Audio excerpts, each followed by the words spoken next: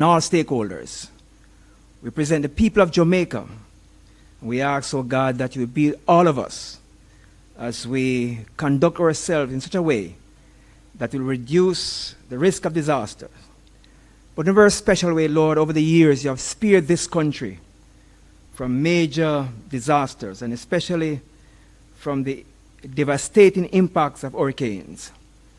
As we are about to face another season, we petition you in a very special way to be near and dear to this island.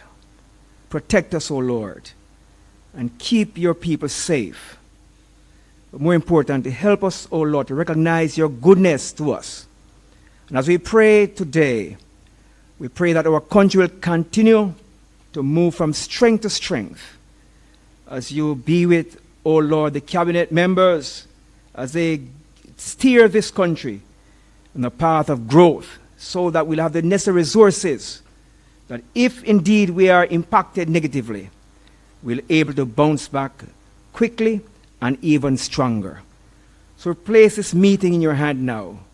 Guide this agenda. And at the end, O Lord, whatever shall be said, whatever we shall do, may all be done to bring honor and glory to your name, we pray, for Christ's sake. Amen. Amen, amen. Okay, the honor is mine this morning to also just introduce the head table to you at this time. Well, I would have already acknowledged my own minister, Honorable Desmond Mackenzie. Also at the head table is Mr. Dennis Chung from your programs.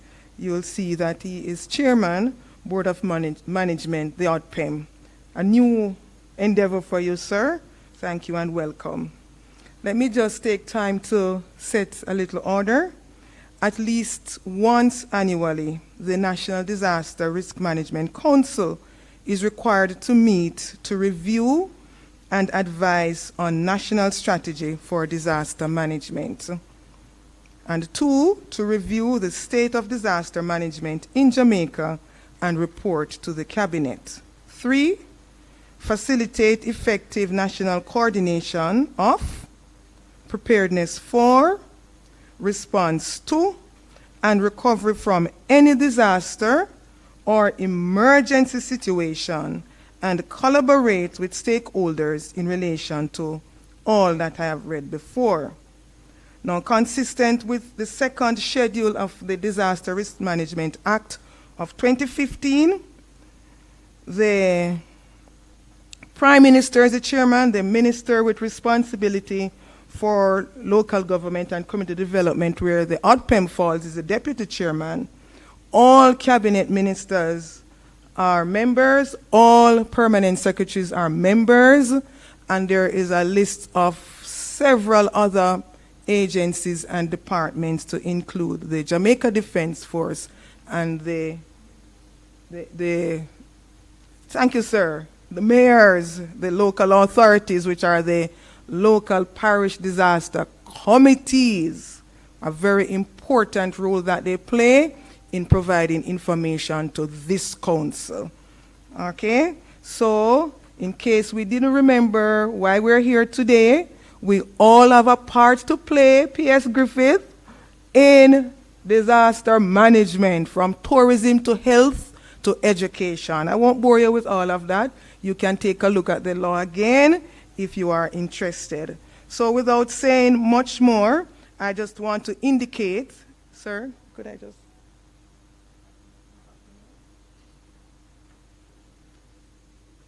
So last year, we met at the Spanish Court Hotel in Kingston, and we generated 3 documents that will be circulated to you sometime after this meeting. We will not take the tabling of these documents today with a view to signing, but there will be another meeting to be held in September at a date and time to be announced, that you will have enough time to review the document that is here and to come back to the table with your comments to allow the relevant persons, who are the chairman and the deputy chairman, to sign off on them.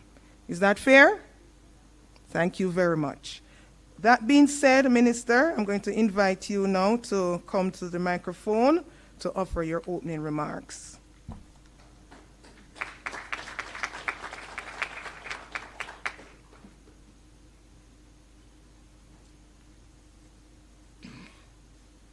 Thank you, Permanent Secretary, Mrs. Marsha Henry Martin. I want to, first of all, acknowledge the presence of my fellow cabinet ministers who are present.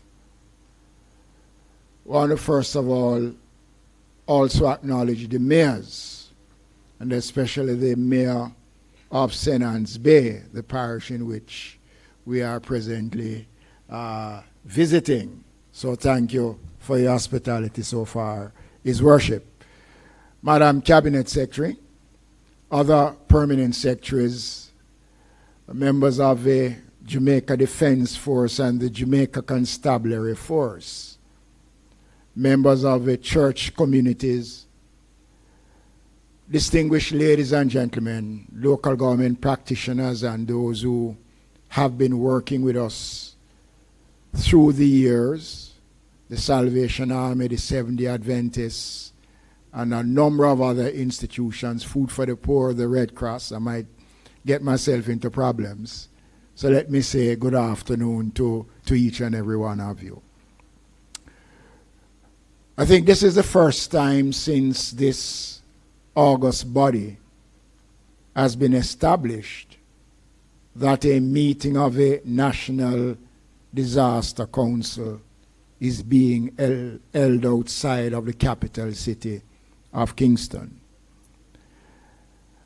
I took the decision because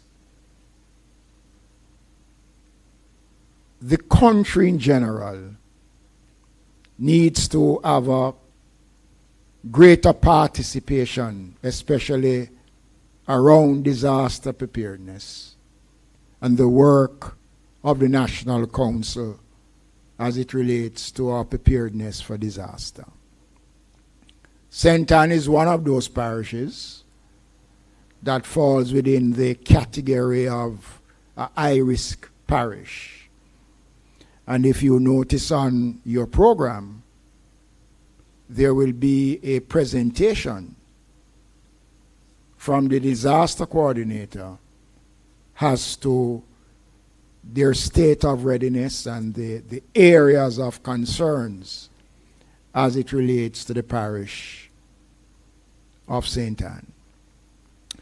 The Most Honorable Prime Minister will be here in a short while to deliver the main address.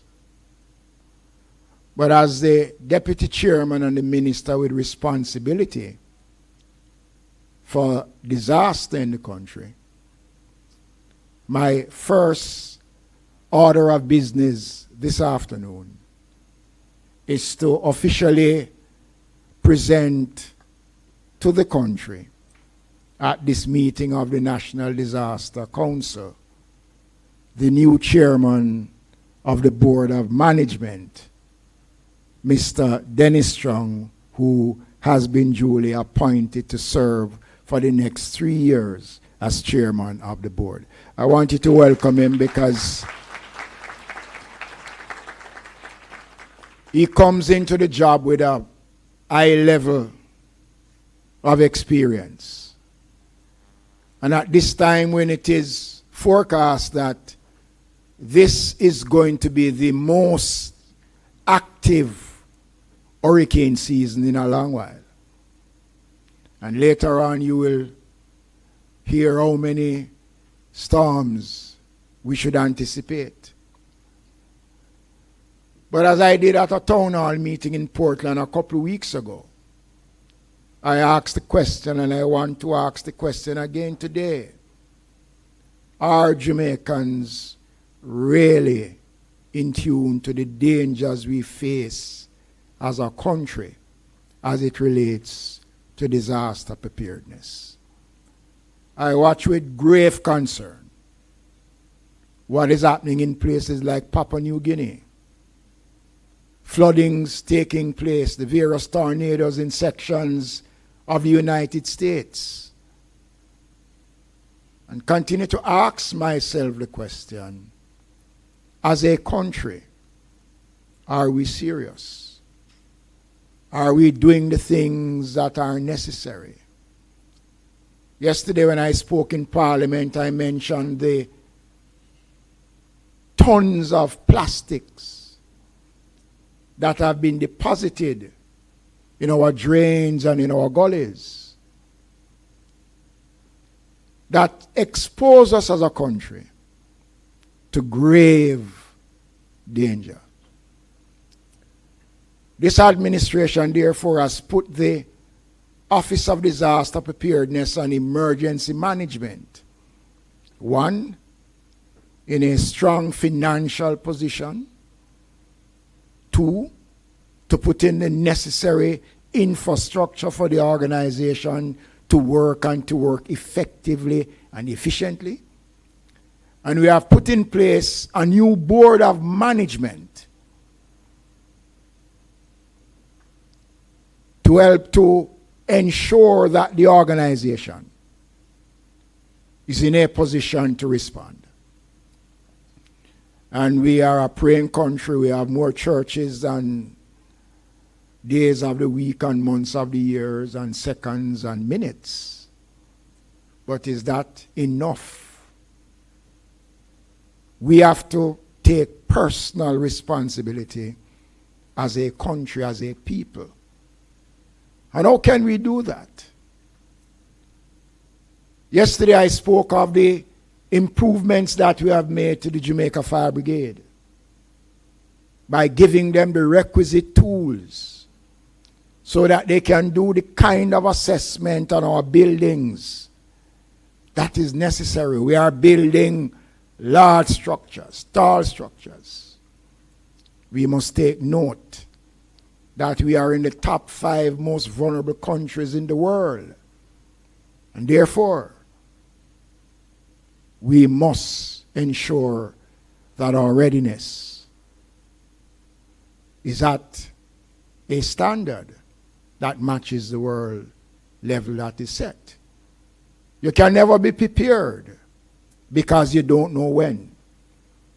We have seen an increase in earthquakes across the country.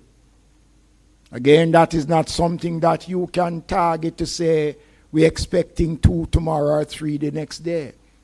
The only thing that we need to know as a country, that we sit in the middle of that fault line. And that is all we need to know as a country when it comes on to earthquake. So as we prepare to go into the new hurricane season, this administration again has put the country in a position that we can respond financially after a disaster. The National Disaster Fund is over $400 million. We have insurance that has been created to ensure the country can respond. But all the insurance that we have and all the systems that we have put in place, all it takes is one to erode all that we have built. So on the ground, we must ensure that we are playing our part. And one of the new features that the government has introduced is the JICA project, where over some $2 billion have been spent working closely with the Japanese government to put in one of the most modern communication systems that exist anywhere in the Caribbean. It is a first. And we in Jamaica is privileged. As I did yesterday, I want to do it again today. Express on behalf of the government and people of Jamaica our greatest thanks and appreciation for the Japanese for working with us to put this program in place. Next month, the project will be officially handed over to the government of Jamaica, we would have already put in place all the necessary radios in their various locations. The Jamaica Fire Brigade, the police, every arm of government is equipped to communicate before and after. And this is a game changer for the people of Jamaica. We are now putting in place the necessary early warning systems in Port Maria, new sophisticated early warning systems. 15 systems have been put in place in Port Maria that will alert that town to any danger that is on the horizon. Ladies and gentlemen, the fact of the matter is that the government understands and appreciates the fact that it has to play its role. And we are putting in place the necessary infrastructure for us to respond to these disasters. Our shelters will be fully activated. And all that is required is for us to hope and pray that we are spared any major disaster this year. Hope has to be the theme that we carry through this season. The municipal corporations also have a role to play. The Jamaica Public Service Company, and I've asked the Permanent Secretary to request a meeting with the JPS because we want to discuss in advance the cutting of trees that is obstructing the electric lines across the country. Nobody outside of the JPS is authorized to try to cut those trees. That's the responsibility of the Jamaica Public Service Company. We'll be meeting with the JPS to discuss those and other issues. The two telecommunication firms in the country, a meeting we had a couple weeks ago in Kingston, confirmed their commitments to work with the RPM to provide a messaging system for Jamaicans on their phones. You'll be able to get live notices on your phone. I want to thank Flo and Digicel for their commitment in helping us to prepare ourselves as a country to face any disaster. The municipal corporations would normally use funding for the month of, I think it's July and June or October. June? May and June? June and September for drain cleaning mitigation. And come next month, the municipal corporations will be advised that the allocations from the PRF for the month of June is to be dedicated solely for the purpose of cleaning drains and gullies. This will be phase 1 of the drain cleaning exercise. The other phase will come in September, and then the Ministry of Local Government will provide a third phase of drain cleaning exercise to the municipal corporations to ensure, ladies and gentlemen, that our drains are in good condition to take whatever comes. We have extended the discussions about land slippage, which is of major concern. And we'll be engaging the municipal corporations following the meeting that we had in Kingston to have discussions. And since the mayors are here, we have to face the reality, ladies and gentlemen, that many Jamaicans have built in areas that is not suitable for living.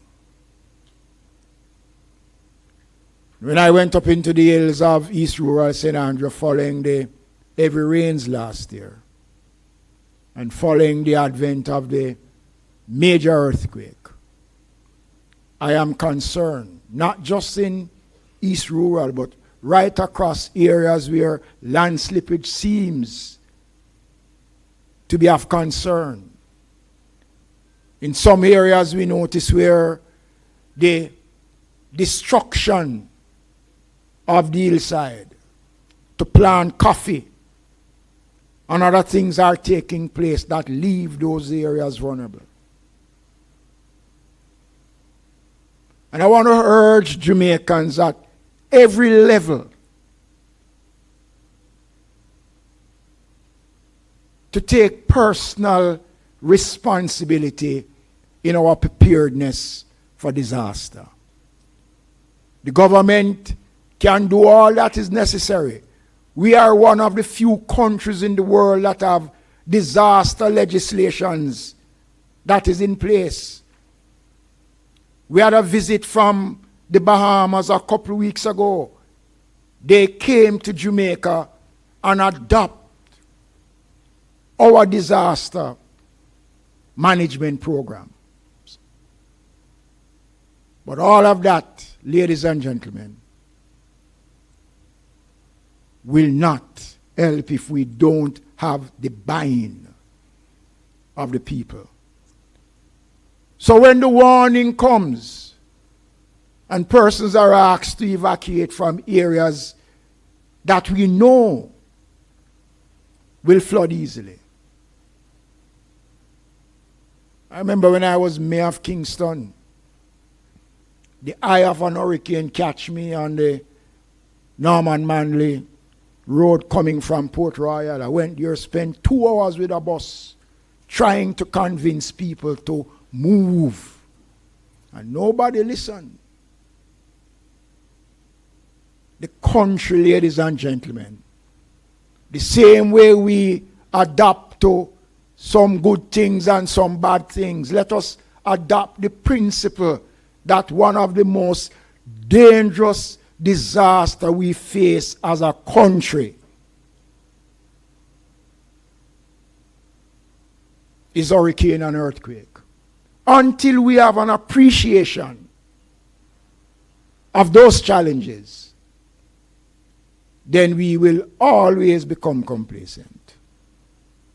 And I want, as we get into this very active hurricane season, we have seen the disaster of the drought conditions, how it has affected sections of the country. And all that is taking place,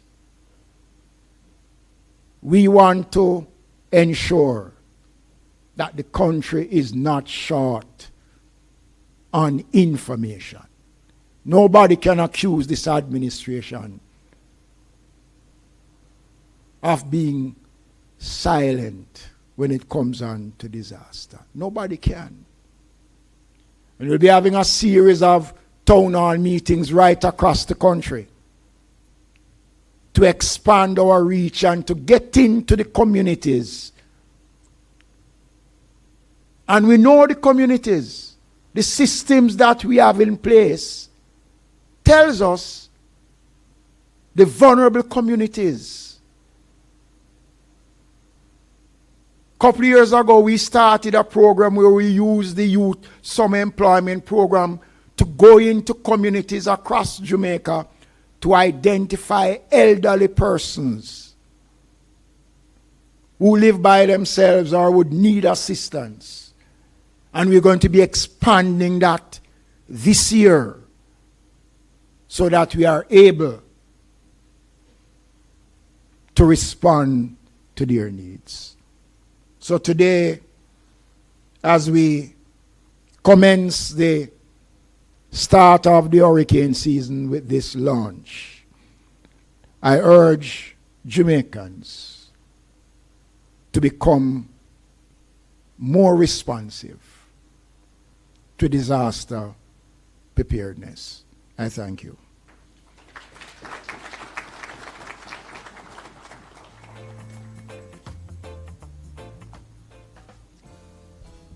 Thank you so much, Minister. Ladies and gentlemen, I would just like, for the sake of the record, to acknowledge that I am in receipt of the official list for the apologies that were tendered. So I would love for the records to reflect Minister Johnson Smith and Minister of Tourism as well have formally indicated their apology. However, the Ministry of Foreign Affairs is represented today by Ambassador Sheila Sealy-Monteith. Also official apologies for the Financial Secretary, as well as P.S. Palmer, who I believe is represented here today by her CTD, Dr. Henry, who we ask you to continue to keep him in prayer, the head of PIOJ, has tendered his apologies. Also the chairman for the Disaster Recovery Committee, I believe, Mr. Thompson? Right. P.S. Risden, who has another assignment. She's the chairman for the Humanitarian Committee of this council. P.S. Stuart McFarling, also P.S. Arlene Williams, who is also represented here today, I think by her CTD as well. And Mayor Swaby, Minister, we have a formal apology from Mayor Swaby, the mayor and chairman of the KSAMC. For the record, I would also like to acknowledge Vice Admiral, and not Rear Admiral. Thank you so much, Antoinette Wims Gorman. Yes, I believe when I said it first, I said Rear Admiral, and I got a little whisper, and I said, let me check it. So wherever that record exists, we need to correct it. Thank you so much. At this time, the newly branded, minted, highly expected Chairman of the ODPEM. We welcome you, sir.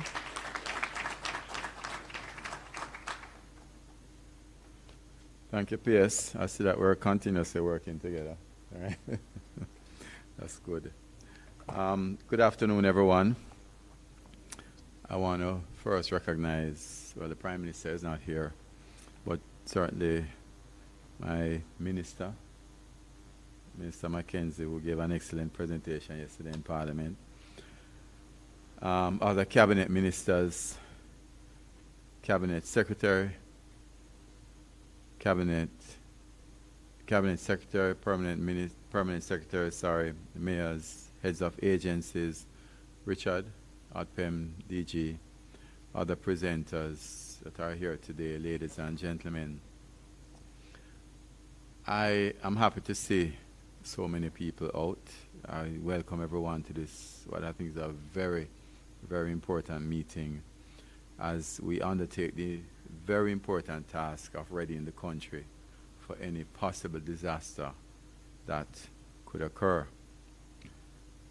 While we are at the start of the hurricane season, and the Minister has mentioned it many times, this does not mean that we can forget the other natural disasters, because we could have more than one occurring, right? Any other one could occur at this time, such as an earthquake, or more recently, I think, one of the more critical, and we should classify it as a natural disaster, which is climate change. Definitely it has a significant impact. And so the season, I think, is not just preparing for the start of the hurricane season, which is supposed to be very active, I understand, this year, but that we must remind ourselves that we should always be prepared for any natural disaster that could occur in Jamaica at this time, and therefore welcome this session and the information. I've looked at the agenda. to be provided. Although I'm new in the role as chairman of ODPEM, we haven't met yet as a board, been sorted out. I met with the minister though, and the minister has given me my orders, directives in terms of policy. I'm very aware of the critical importance of the council and the ODPEM in ensuring that Jamaica and especially Jamaicans are shielded from the impact of natural disasters. This is not to say that when a disaster strikes, that Jamaica and Jamaicans will not be impacted. We will be impacted. And it is natural for persons to only see the impact and criticize based on that. But what they do not see is the role that is played by the persons here in preventing a greater impact than what had happened. And this is what economists call opportunity cost. In other words, you know, we see the impact, we see the current situation as is, but what would have happened if the plans were not in place? In other words, while we speak about disaster management and impact, we must be reminded of and educate the public, as the minister has said, consistently about what the dangers are. And also, I think, Minister, educate the people about what the situation would be if this council was not in place, and if the ODPEM was not in place. As an example, I'm old enough to recall the devastating impact of Hurricane Gilbert in 1988, and the weeks and months it took for Jamaica and Jamaicans to recover from it. In fact, the song by Lovin' there, and most of you here would be old enough to remember that, right? It was entertaining, but it looked at the serious issue of how long we had to do without electricity, water, etc. And all of that was encapsulated in the image and the feeling, the direct experience we all had of the cupboards full of bully beef, right? So the council can take credit in knowing that at least you have spared us from eating weeks of bully beef, right? Because right now we have water and electricity back in 2 days, and we're so used to it now that if it don't come back the hour after the hurricane, we start cursing, right? So that, Minister, is something I think that we need to take a step back sometime and look at what has been accomplished, right? And look at where we're coming from. And that's the work that we continue to do, and we should continue, the committees of the council and ODPEM, which, as I said, sometimes we're too caught up in the moment to realize what has been accomplished. And it's something that we need to educate people about. Of course, this doesn't mean that we can't improve even more. And the next step I see certainly is for us to enhance the forecasting, or what you call the preparation for the disaster, Minister, the resilience. I think is important. It is better for us to build the resilience and have minimal impact than just talk about response. And we need to do this because inevitably a disaster will occur, especially I think with the impact of climate change. In Southeast Asia, just last week it was 50 degrees Celsius, right? What is the impact of that? The impact of that is that it affects livelihoods, because people who would normally be out working, the productivity levels are going to fall significantly. And in fact, you'd have heard about the severe turbulence, right? I heard that the plane actually, and if you can imagine this, the plane fell 7,600 feet over 10 seconds. That must be the longest 10 seconds in anybody's life, right? And I was fortunate because just 2 days before I flew out of that area, I was in Bangkok for a few days and flew out just 2 days. When I was flying out, the weather was actually coming in. So the prayers that you put up for me work. You put up prayers for me, right, Minister? It worked. So in my mind, disaster management should emphasize 3 major phases, and I know this is what the Minister spoke about, and certainly I think the DG would be in tune with this. That is resilience, planning, and preparedness, stage 1, management of the disaster, and then the response. And if you put more and more emphasis on the initial ones, then the ones after that become easier. So I look forward to the presentations, which I'm sure will cause us to leave here better prepared as a result. Thank you.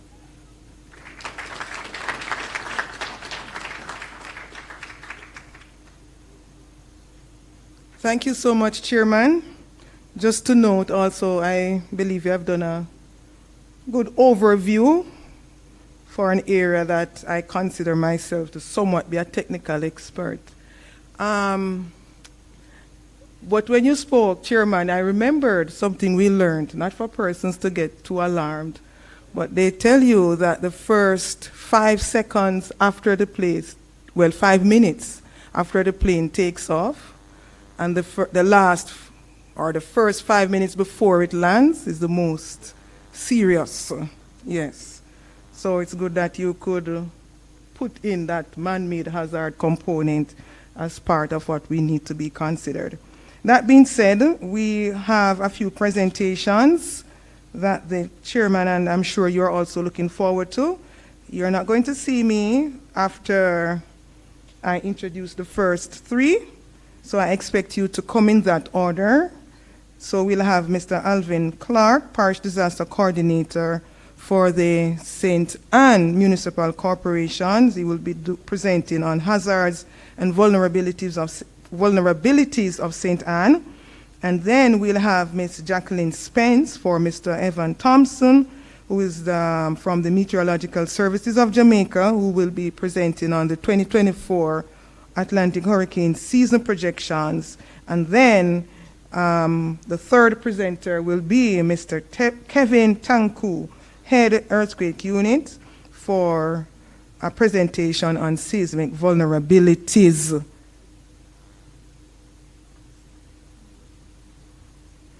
We'll have them in that order.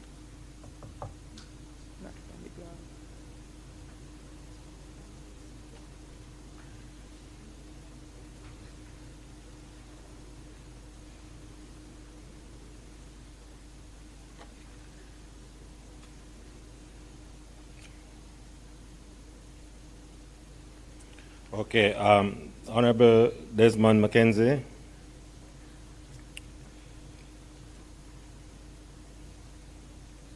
Marshal Henry Martin,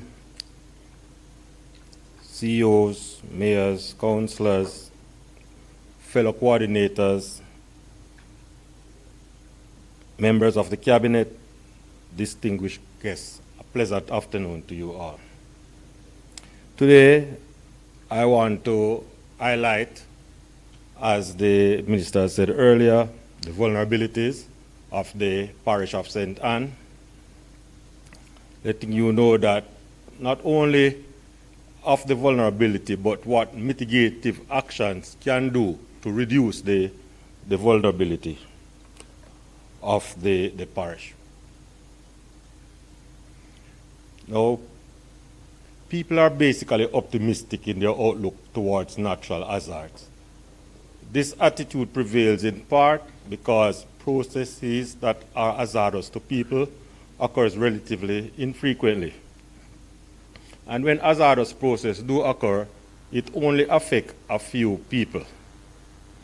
Natural hazards are not disasters in themselves. They are simply events in nature.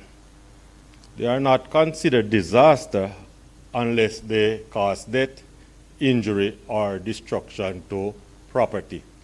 Hence, the preparation that we put in as a community, as a parish, will go a far way in reducing the vulnerability of the parish. So the potential for these hazards to result in disaster is dependent on preparedness and the ability of a community institution to withstand a particular hazard. On this map, we are highlighting some of the areas that are most prone to disaster in the parish of St. Anne. And I must say that most of these areas are basically flood-prone areas. But outside of flood, we have other vulnerabilities, we have other hazards that affects us. And we want to, but let me highlight that we have there the Discovery Bay area, Priory, Sentence Bay, Monique, Sentence Bay, which would include the Limehall area, K Valley, Mackney, which would include the Douglas Castle area. And the Douglas Castle area is what I would say a story line that would actually go to show us that where we practice good mitigation activity, we can indeed reduce disaster. And we can leave money out of it. Kind of different kind of flooding occurs in Money than what we would experience in K Valley. In K Valley, which we would have what we call a fast onset flooding, as in Monique, you have a slow. So when you get a lot of rainfall over a long period of time, that's when it's most likely to flood in Monique. It's slow, but as soon as the aquifer is full, then slowly it will inundate the entire community of Monique, and it will take quite some time to go away. On the spin side in K Valley, the rivers overflow their bank, the water rush in, and the town is completely engulfed, and the water will subside in a quick time. Now, these are just a listing of the hazards that actually affects the parish of St. Ann. Floods, definitely. Hurricanes, you know that tourism is real big in St. Ann, so we have to be concerned about our maritime events. Trees have posed a great issue in St. Ann over the past with regards to not just entanglement in power line, but these trees are huge, large, and some of them are of weak structure, and these trees continuously fall over a period of time, especially during the hurricane season. That's when we have the most issues with falling trees. Whenever there is heavy rainfall also and the ground becomes saturated, we have problems with falling trees. We also have technological hazards such as plants and animal disease, and we also have issues with fire. So let me just quickly run through a list of the hazards just to highlight what these hazards are all about, and at the same time give you an idea of how they have affected St. Ann in the past. Because knowing the history of what has taken place in the parish is one of the best ways to get an idea of how vulnerable the parish is to that particular event. Now, earthquakes are unpredictable and can strike without warning, and they range in intensities. And whenever an earthquake occurs, it can cause devastating effect. The shocks also occur in series over a period of time. This is a result of an earthquake in 2005 in St. Ann's, in Coffee Ridge in St. Ann. And what really happened, this was one of the few houses that actually was affected. And if you notice, the earthquake unit will probably be better able to say, but if you notice that this is a slabbed house, it's not properly structured, and this just goes to show that when we build with a plan, it is much safer where earthquake is concerned. We need to put up earthquake-resistant building. Also, this building is kind of old. Then we have hurricanes, and the hurricanes are cyclones that we all are familiar with hurricanes. Hurricanes are basically one of the most frequent occurrence where disaster is concerned for the country of Jamaica and in extension for the parish of St. Ann. Whenever we have hurricanes, as I said before, falling trees, and just to show, as I said, I'll give you a pictorial event as we go through of the events that have occurred in the parish. There you can see the size of the tree that has actually blocked the main road in Bamboo, That main road leading from Prairie into Bamboo was blocked after this large tree fell across following heavy winds. And you realize that a group of men there are actually there assisting, and it shows how important community effort is with regards to response to disaster. Let us note that the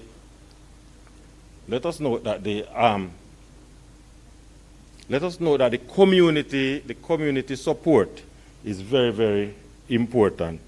And this is the area that we are moving fast into in order to deal with our vulnerabilities.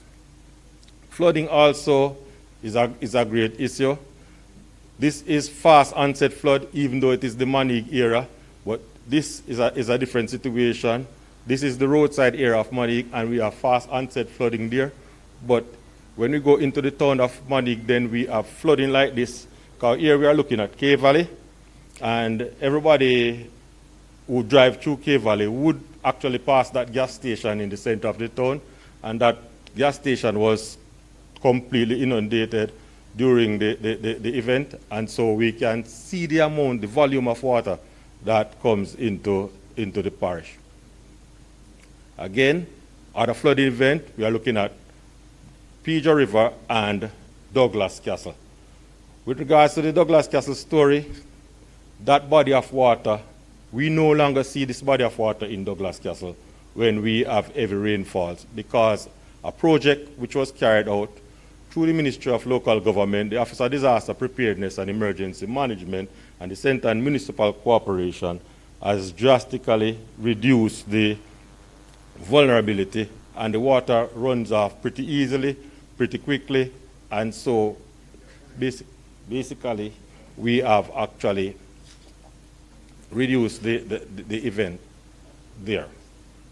Quickly showing you events. Now, most importantly, however, subcommittees. Now, we have our national committee, which is at the top. We have our parish disaster committees, which actually really regulates the policy at the parish level. But most importantly, subcommittees that actually carries out the operational activities that actually do most of the operation and plan and practices outside of the disaster meeting, which supports the parish disaster meeting, and in extension support the National Disaster Committee, so that we are better able to respond, prepare and respond to a disaster. And also we have zonal committees also, which we try to set up these committees at the community level. And at the community level, when we set up these committees, it serves the same purpose. Note that normally we say that the police and the fire are first responders, but in a sense, the true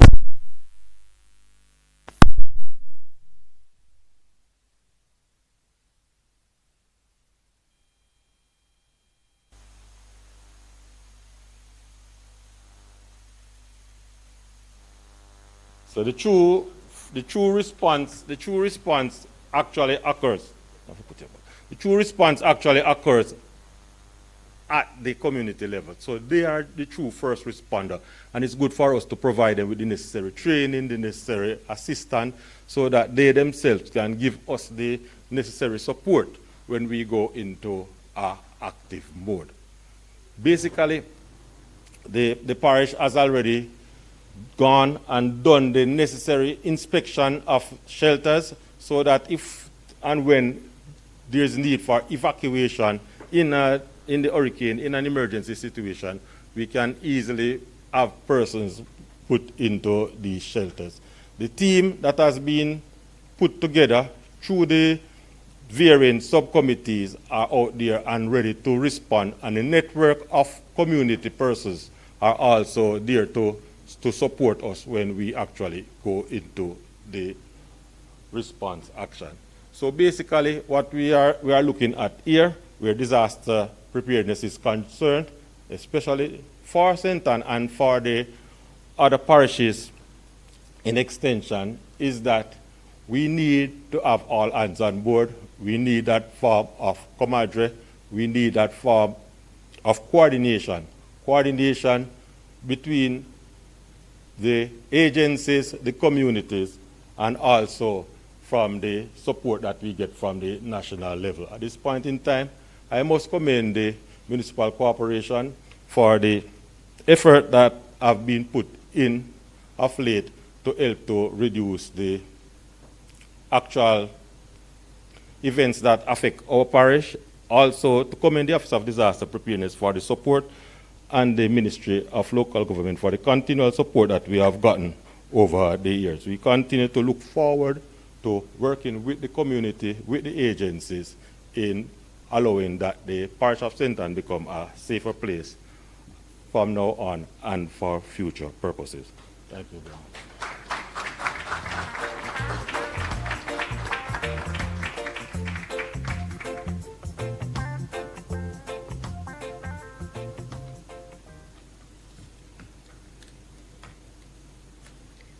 Good afternoon, ladies and gentlemen. And since my former PS is here, let me get the name right, Jacqueline Spence Hemmings, just in case you're thinking that I'm trying to hide under a different hat. Yeah, so I'll be giving you a presentation on the hurricane season. You have pretty much heard what it will be like already, Minister. So quickly, Honorable Minister Desmond McKenzie, Mrs. Marsha Henry Martin, Cabinet Ministers, Madam Cabinet Secretary, Permanent Secretaries, MPs, Head of Agencies, distinguished ladies and gentlemen, good afternoon. Right, so I thought I'd start with just a highlight of some of the findings for the Intergovernmental Panel on Climate Change Assessment Cycle. To highlight, we have probably heard 1.1 degrees Celsius. That's currently where we are. And we have about 20 years.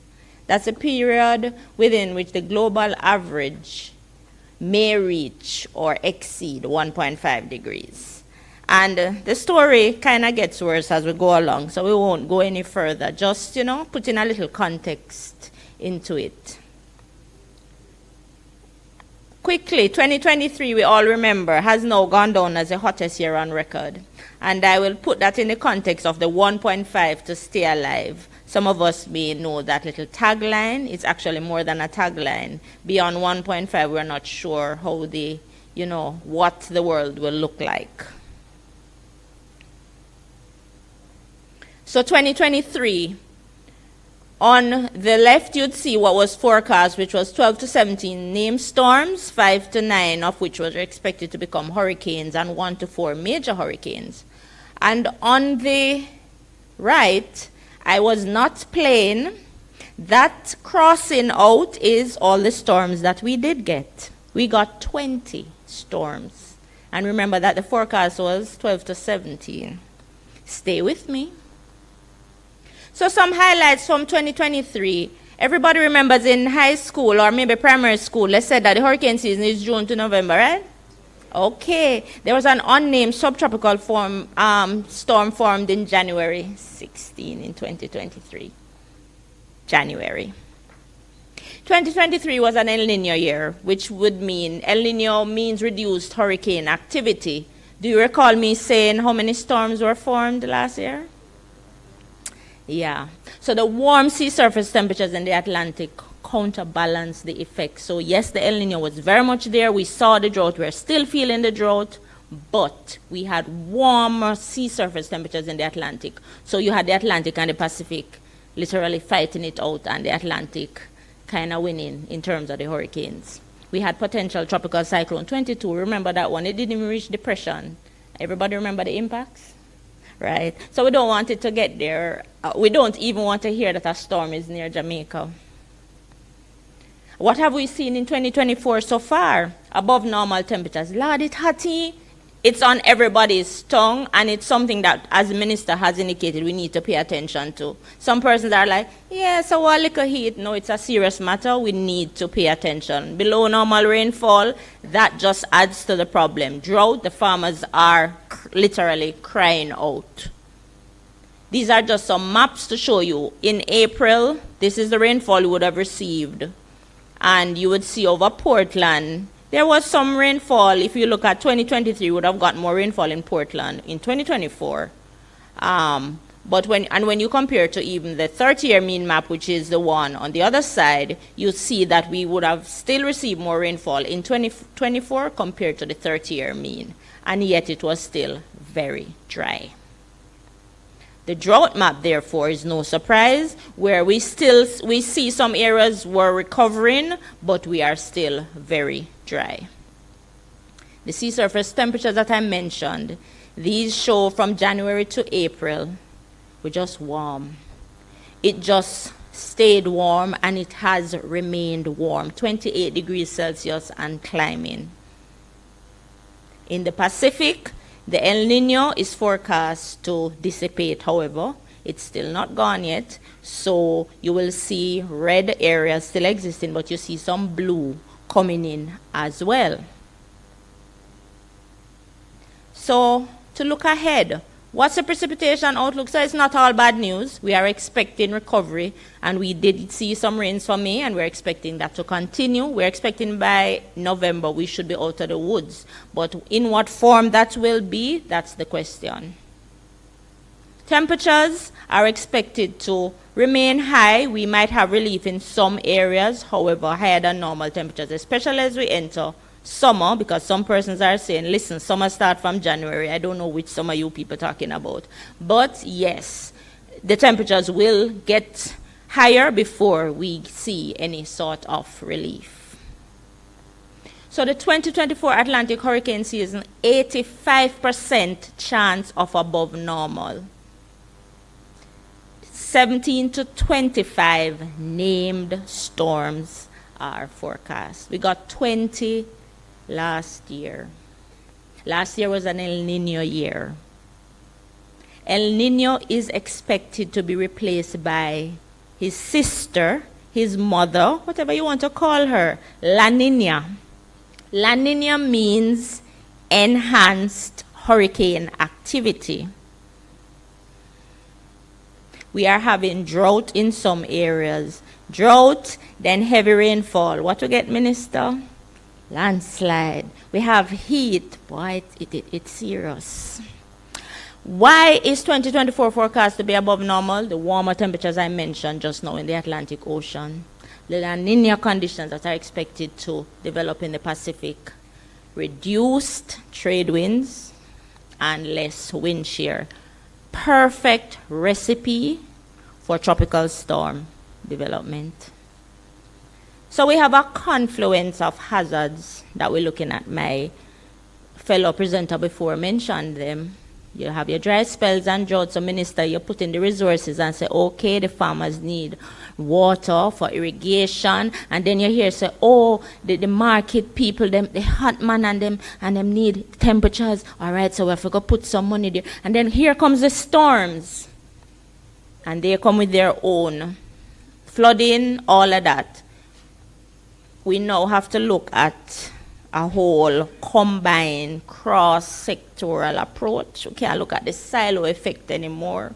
We have to think of all the possibilities and try to plan for them. It's hard. The little resource can stretch so far and no further. But we will have to try. You know, no easy thinking for us anymore.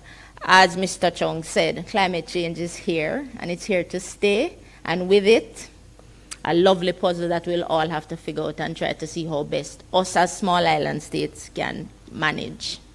So some impacts and actions. The continued drought will require, of course, water resources and harvesting. Surviving the temperatures. So we need to become more aware, and I still think we're not there yet. We need to pay attention to the warnings. An active season means we probably need to revisit some plans because we have probably become a little complacent, having not been impacted significantly for over a few years now. Incidents of flash flooding, we need to be more vigilant, and we need to plan for possible relocation, although Jamaicans don't like to hear that. And one plus that could come out of it if we have excess rainfall, rainwater harvesting. Get it. Try to harvest it when we get it, so that when we don't have it, you know, we can use it. So our thinking also needs to change. So while it's a lot of bad news again, Minister, no, you're not going to invite me again because I always have bad news for you. I'm sure you're going to cross me off your list next time. But there is some good, and we can see, you know, all the good we can get out of the situation. Even when we're having flooding, some of that runoff water, we need to start see how we can capture it.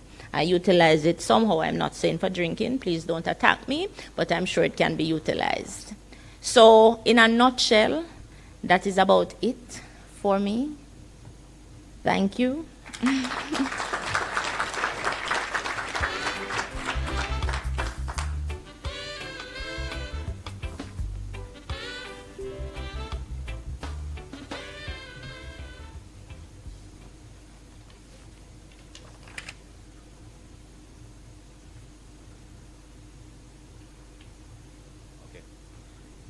Good afternoon, all. Before I start, just want to identify some vehicles that are blocking some other vehicles.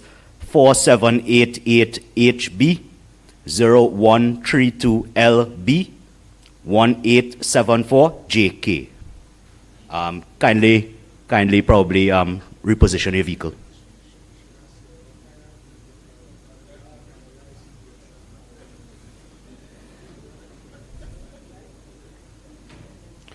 All right, good afternoon, Council. It's great to be here again. Quite an interesting year with respect to seismic activity, and I'll get right into it as I'm limited for time. So just to recap, you know, a lot of this would have been discussed in the workshop a couple weeks ago. So I'll just sort of point out for those that probably didn't get to see exactly what we were speaking about. This map here shows us just the seismicity for Jamaica, or the earthquakes that occurred in 2023. And 2023 was quite a significant year because we had one of the largest, at least instrument recorded earthquake in quite some time.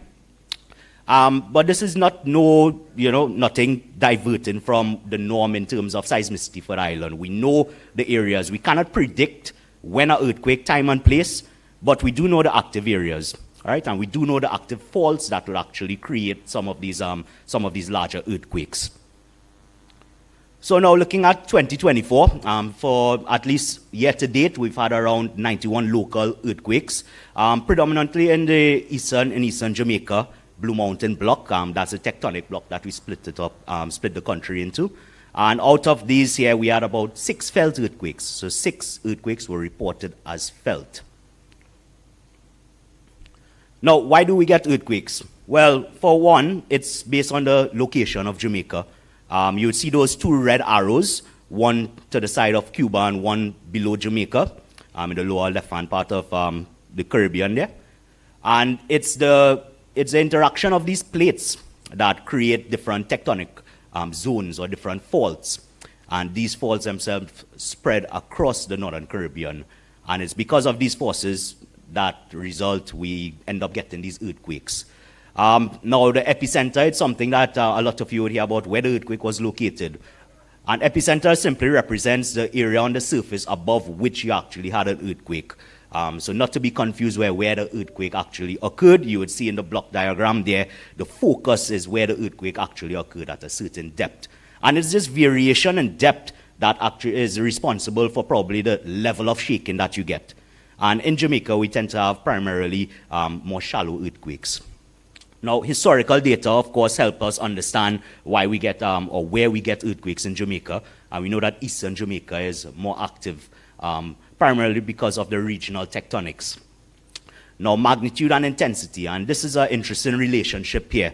Now, the magnitude 5.6, we look at that little cone diagram down there, and we see it was slightly stronger than, or a little stronger than what we would have as an average tornado. This is the amount of energy actually released.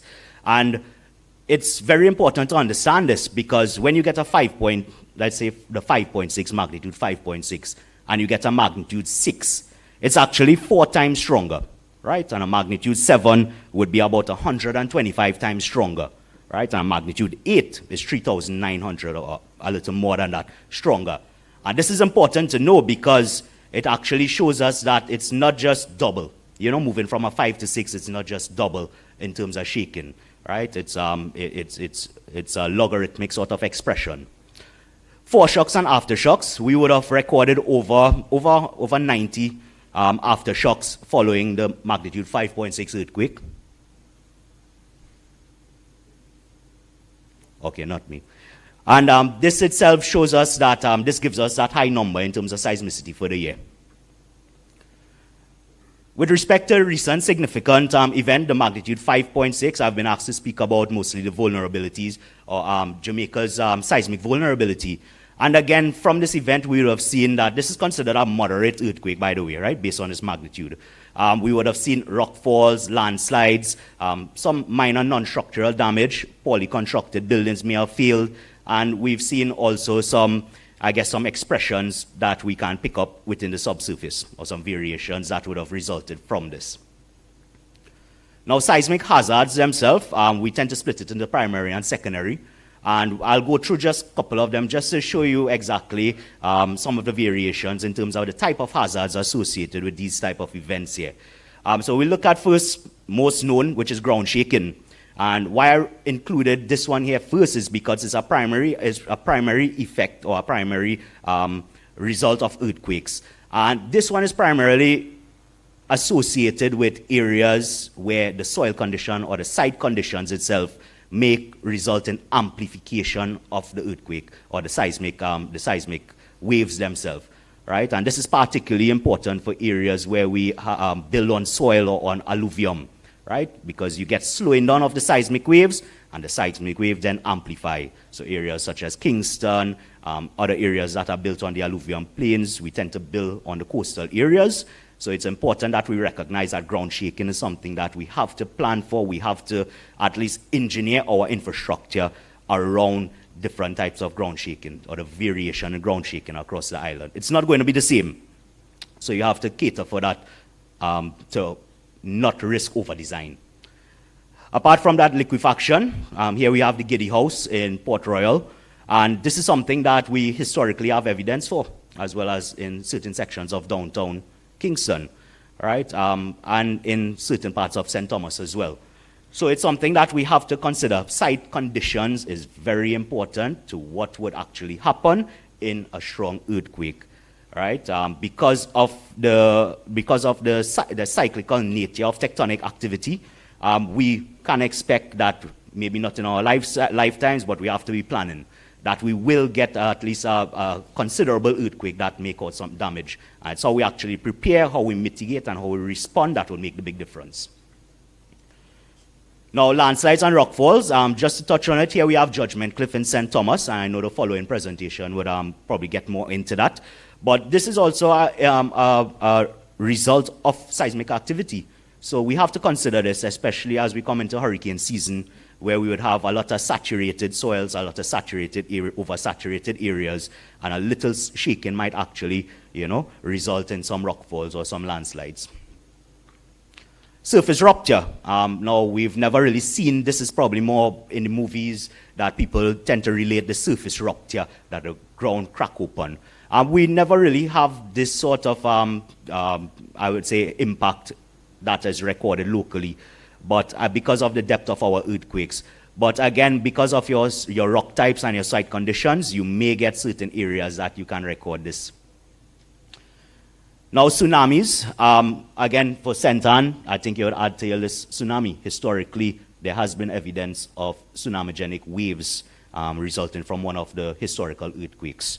So I would add tsunamis to your listing, right? But we also have what we refer to as siege, right, or sieges.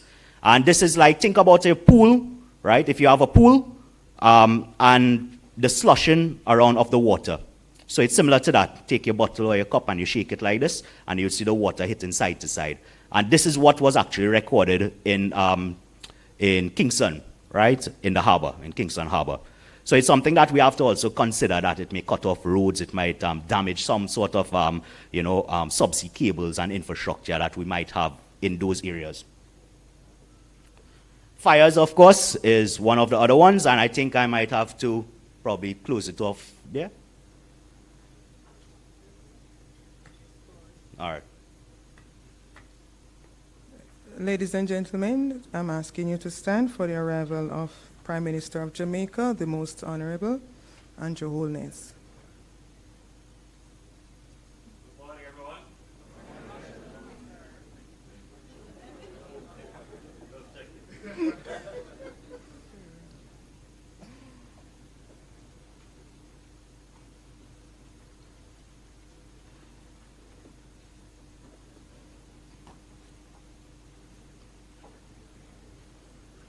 Thank you very much. Welcome, sir. Kevin, were you finished with your presentation? So you needed 2 more minutes. So we would have, come Kevin, and take minister's briefing. Thank you. Welcome, most honorable. All right, continuing, fires. And this is something that I'm particularly concerned with, especially in our built environment, in our town areas. And I know that a lot of investment has went into, the fire, different mitigation programs and building capacity on this frontier. But this is a secondary effect that we have to actually pay some mind to. Right? Now, I just want to mention briefly a new program that we've launched at the unit, the Jamaican Citizen Seismic Network. To date, we've installed 10 sensors, and this is utilized to sort of bridge that gap between citizens and the scientists, improve things like risk perception, etc. We have received considerable support from parish coordinators, and I must commend them and acknowledge the parish disaster coordinators for their support thus far. All right? We are looking for additional sites. Now, in terms of the way forward, of course, additional research. We need to increase our initiatives in terms of preparedness and response, learning from some of the scenarios we would have seen played out in the 5.6.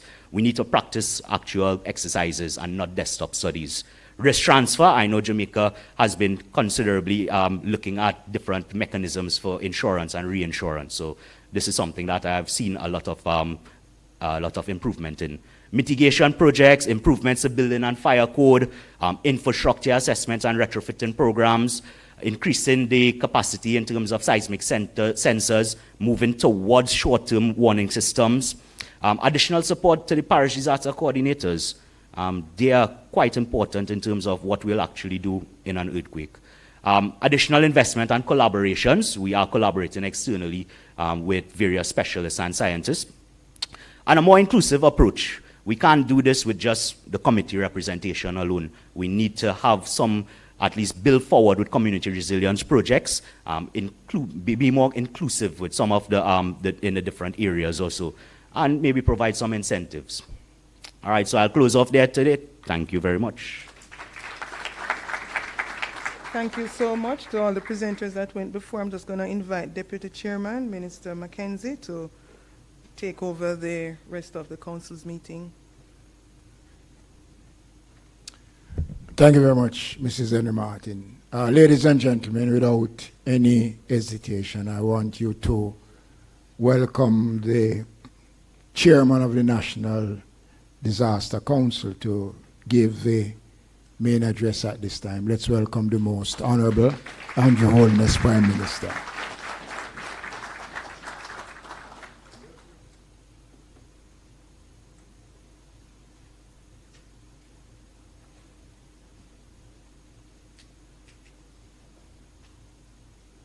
I was hoping that Minister Mackenzie would have given me an opportunity to catch my breath. But he understands that I have to find my way back to Kingston very shortly.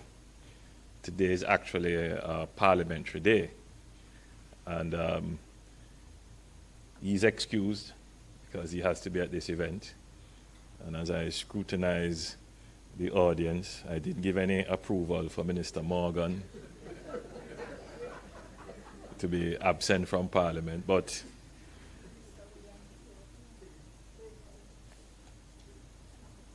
where is Minister Williams? Oh, because she didn't get any approval either. But this is such an important meeting that I'm sure the Speaker of the House would understand. So let me thank your moderator, Mrs. Marsha Henry Martin, Permanent Secretary in the Ministry of Local Government and Community Development, and your Minister of Local Government, the Honorable Desmond Mackenzie, for the management of this meeting so far. I want to acknowledge our Cabinet Secretary, Dr. the Honorable Audrey Sewell, and all the other permanent secretaries who are here, the new chairman, Mr. Dennis Strong, Mr. Richard Thompson, Mr. Alvin Clark, Mr. Kevin Tanku, I believe Kevin just presented, Mr. Canute Ricketts, and Dr. Janice Miller, the heads of the uniformed services who are here. I'm seeing the Chief of Defense Staff and other members of the uniformed services, members of the National Disaster Risk Management Council, specially invited guests, members of the media, ladies and gentlemen, good afternoon. And the Minister of Local Government said it would be infradig for me to go through a formal salutation and not acknowledge the mayors and councillors who are here. Mayors and councillors, it was an oversight on my part. I do acknowledge and respect you very much. And I'm certain that all the mayors, including the mayor of Spanish Town, my hometown, agrees with that. Ladies and gentlemen, disasters are a harsh reality for millions of people across the world, disrupting lives and livelihoods and reversing development progress for entire nations. Just recently, I was seeing on one of the international news services a massive landslide in Papua New Guinea, where over 2,000 persons were killed in one go. We have had disasters that would have taken far more lives than that, but it just goes to show that one day everything could be fine, and then something totally unexpected occurs, and it has national impact, even global impact. Here in Jamaica, we are acutely aware of this reality as a small island developing state. It is something that we live with on a daily basis, but we have somehow managed to live with it to the point where we have just put it in the back of our consciousness. But I'm certain that every day, every Jamaican is whispering a prayer to say, thank you, Lord, for sparing this country from the worst that could have happened. I recall sitting in the cabinet room when the first tremors of that, 5.6 earthquake took place. And when I looked to my right for Minister Mackenzie, he was nowhere to be found.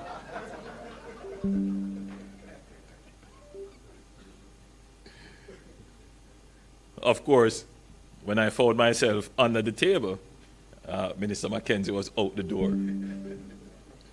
And you would be very proud of us. We followed the protocol. Yes, we ducked, we went under the desk, we put ourselves in the roll position, and then as soon as we felt it was safe, we all ran in single file down the stairs and outside to safety. And we did not go back into the building until we were advised that it was safe. So we were a good example, Minister Mackenzie. We were a good example. And of course, we all did our collective and private prayers of thanking God for sparing Jamaica the worst. The response from our security forces and from our emergency entities, I would not say it was sufficient, but we were able to respond quickly, to give the country some amount of information in the immediate aftermath, and to take some actions to ensure that the nation was properly informed and to, in the event of any other occurrences, that we would have been prepared. But it did show up some weaknesses in our ability to respond. And I believe that Minister Mackenzie would have assessed the situation to ensure that should this happen again, that we are in a far better position to have a complete and more effective response. And I put it in that way because the truth is you will never be 100% prepared to respond to a disaster.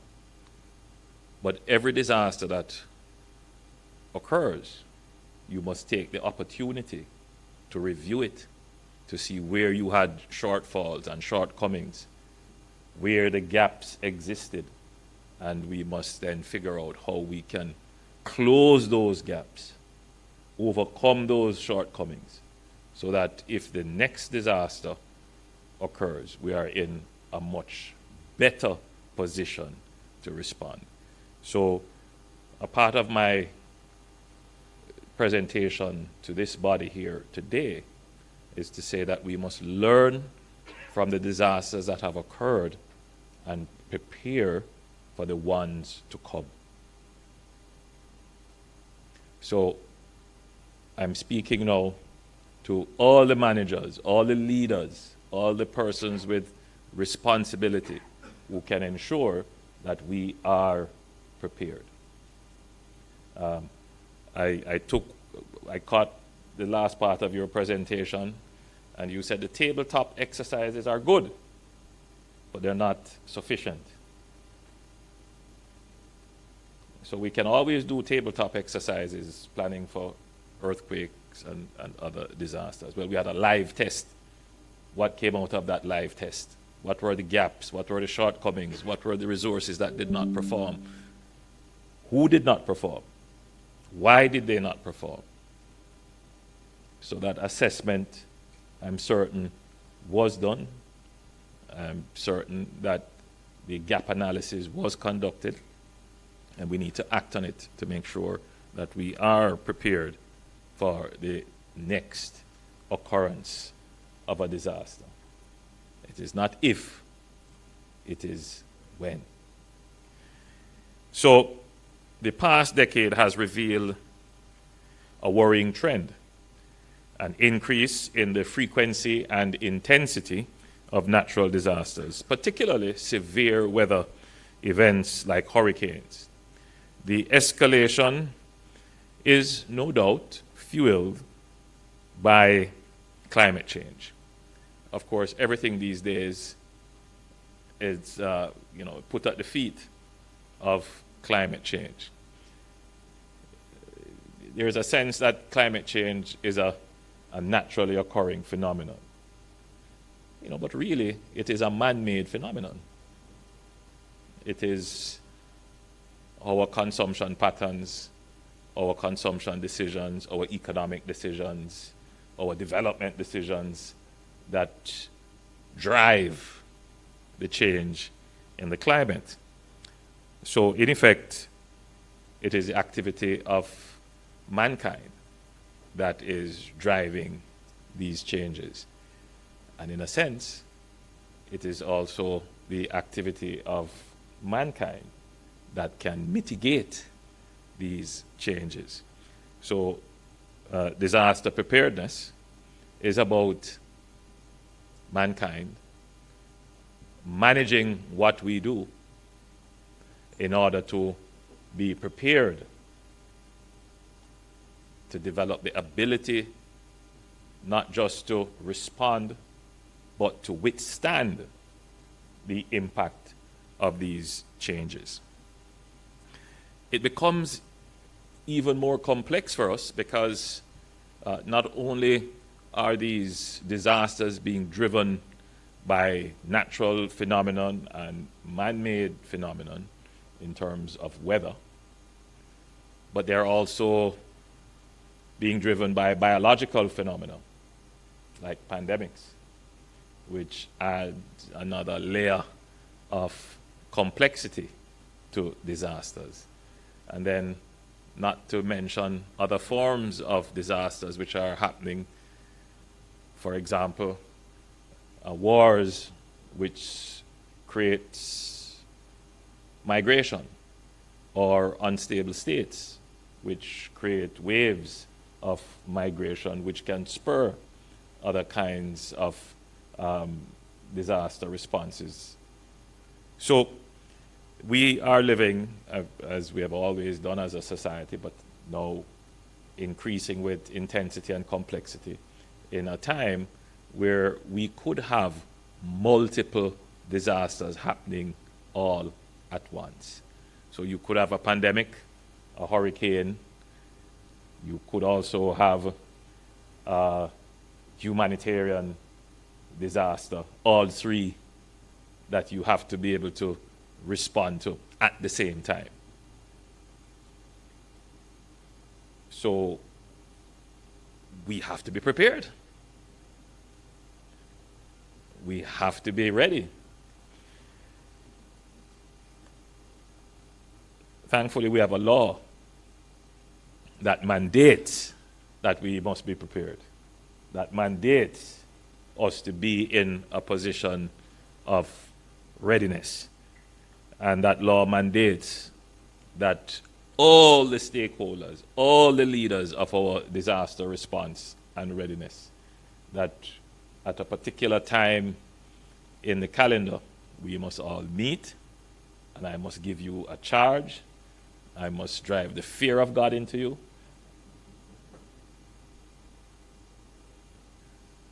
But I must also encourage you to take the readiness of the nation seriously. So, in this context, the National Disaster Risk Management Council plays a critical role in safeguarding our nation. Our mission is to build robust systems to counter the escalating threat of disasters impacting our people, infrastructure, and our economy.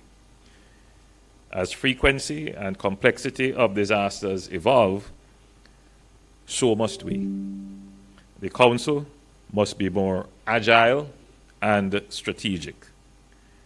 Regular meetings are crucial. They allow us to scrutinize our disaster management strategies, celebrate successes, identify weaknesses, and develop innovative solutions for all phases, whether it is preparedness, mitigation, response, or recovery. By working together and adapting, we can ensure the Council remains a powerful force in protecting our people and our communities. We are not standing still, waiting to react to disasters when they happen. We are rising to the challenge and proactively building a strong and resilient nation capable of withstanding any adversity. Now, Jamaica's real challenge over the past 50 years has not been that we have had low growth on average. Yes, we have had low growth. But rather, the real challenge has been the significant economic volatility surrounding that average low growth. So it's one thing if you're growing at 1 or 2% every year on average. But it is another thing if every 5 years you have a disaster which drops your growth well below the average, and then you have to recover. And in fact, the history of Jamaica has been that when we have had a disaster, so we might be growing like this, disaster, and then it takes us a long time to recover, so we grow like this. We eventually recover, only to end up in another disaster. And that has been our challenge. How do we, even if it is that our economy is giving low growth numbers, how do we recover quickly from disaster? Now, I haven't done the research, though I have looked at data anecdotally, but what I'm about to say shouldn't be taken as scientific. But I have noted that almost biannually, we are having a major flood event or rain event that causes flooding island-wide. So if you look at my presentations to Parliament, which is what I used to market, almost every 2 years, I have to go to Parliament to explain what the government is going to do in emergency response for roads that have been scoured, or landslides that need retaining wall, or roads that have to be cleared. And I have been doing that since 2016. So almost every 2 years, the NWA, as a budget that it did not prepare for, in other words, it had expenses for unplanned mitigation events. So, and it's usually as a result of a tropical storm so far that has created heavy rain. So last year we had heavy rains that impacted St. Thomas, most of the parishes of St. Thomas, parts of Kingston, parts of Clarendon. That's not budgeted for, but we had to find the resources to pay for it. But what has been the difference in the last 10 years with Jamaica's ability to quickly recover from a disaster? If you notice that Jamaica's recovery from the pandemic has been rapid. In other words, so we've been growing like this, 2.5%. Pandemic hits, our economic growth bottoms out. We lost 150,000 jobs. But within a year, we are back up, and we're back on our growth trajectory, 2 to 3%. One of the reasons why we have been able to do that is because of the fiscal program. But the fiscal program, and when we say the good management of the economy, an element of that, a significant element of that, is that we have managed to put in place buffers in our economy. And that it's very important that the nation understands this, because sometimes the conversation about good economic management seems to be a kind of mystery. What is this good economic management, and what is the value of good economic management? What is the utility that good economic management brings to the country? So it's not just keeping the dollar stable. It's not just managing inflation.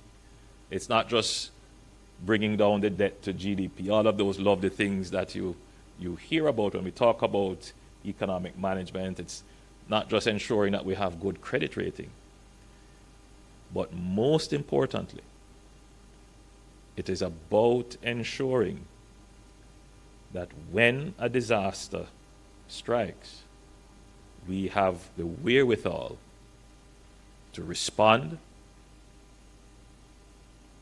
and to overcome. We never had that capability 10 years ago. Because if a disaster struck, what would have been our response? If a disaster struck, we would have to borrow. or just leave it.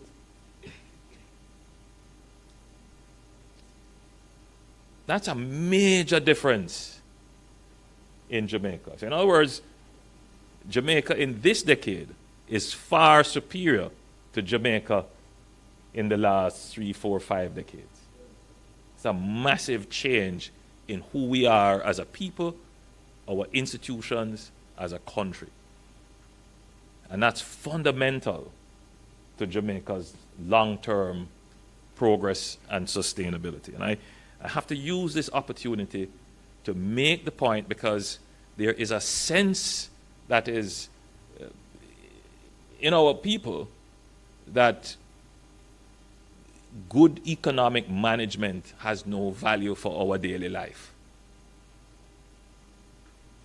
We tend to take it for granted that somehow increasing wages for public sector workers just materializes like that. Announcing a $160 million US program to repair pipelines in Trelawney and St. James. It just materializes like that. We just dismiss the value of good economic performance. And when you read the scripts that are prepared for events like these, this is what it sounds like. So by addressing the underlying causes of our economic fluctuations and strengthening our ability to withstand shocks, we have created a more stable and predictable economic environment for sustainable growth.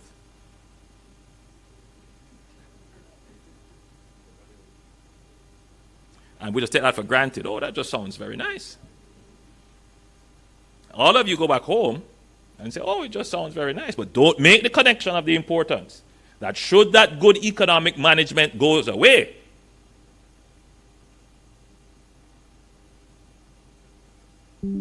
should it go away,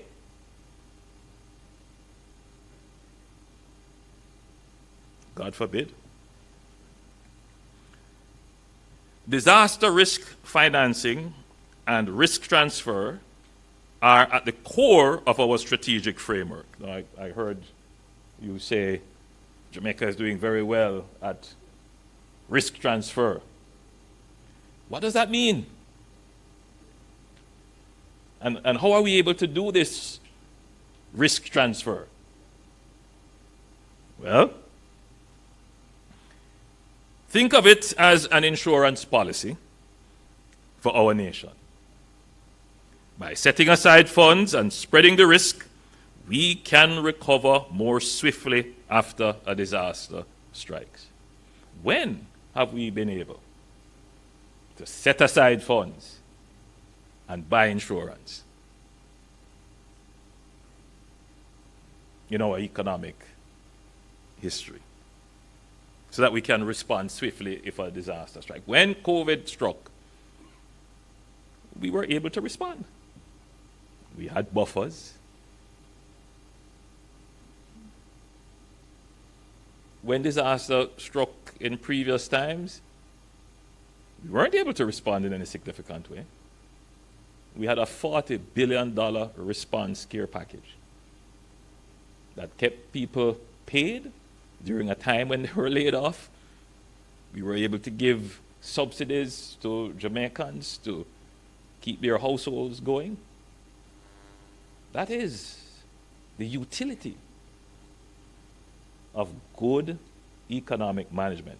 So in other words, good economic management is the fundamentally important element of a disaster response and recovery strategy.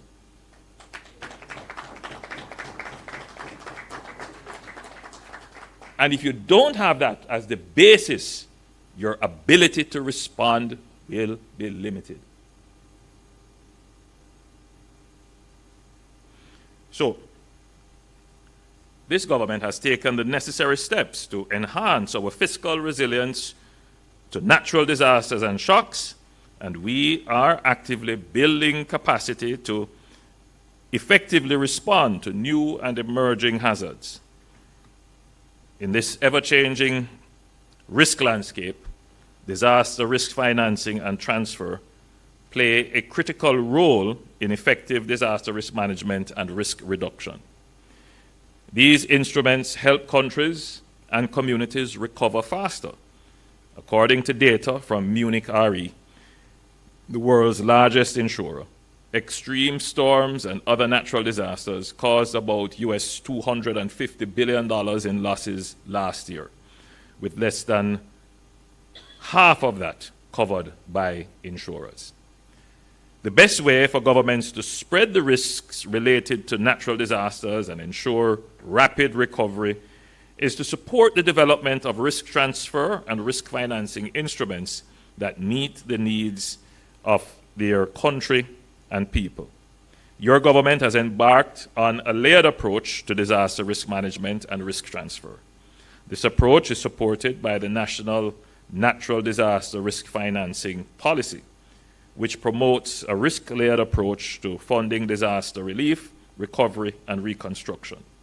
This includes establishing adequate reserves to address the cost associated with high-frequency, low-severity events such as floods or heavy rains, and transferring the risks related to low-frequency, high-severity events such as major hurricanes and earthquakes through a portfolio of financing instruments. This strategy includes establishing adequate funds, facilities, and reserves to ensure protection against both low and high-intensity events. So this is what the script sounds like. If I were to do a pop quiz around the room and ask, what did I just say?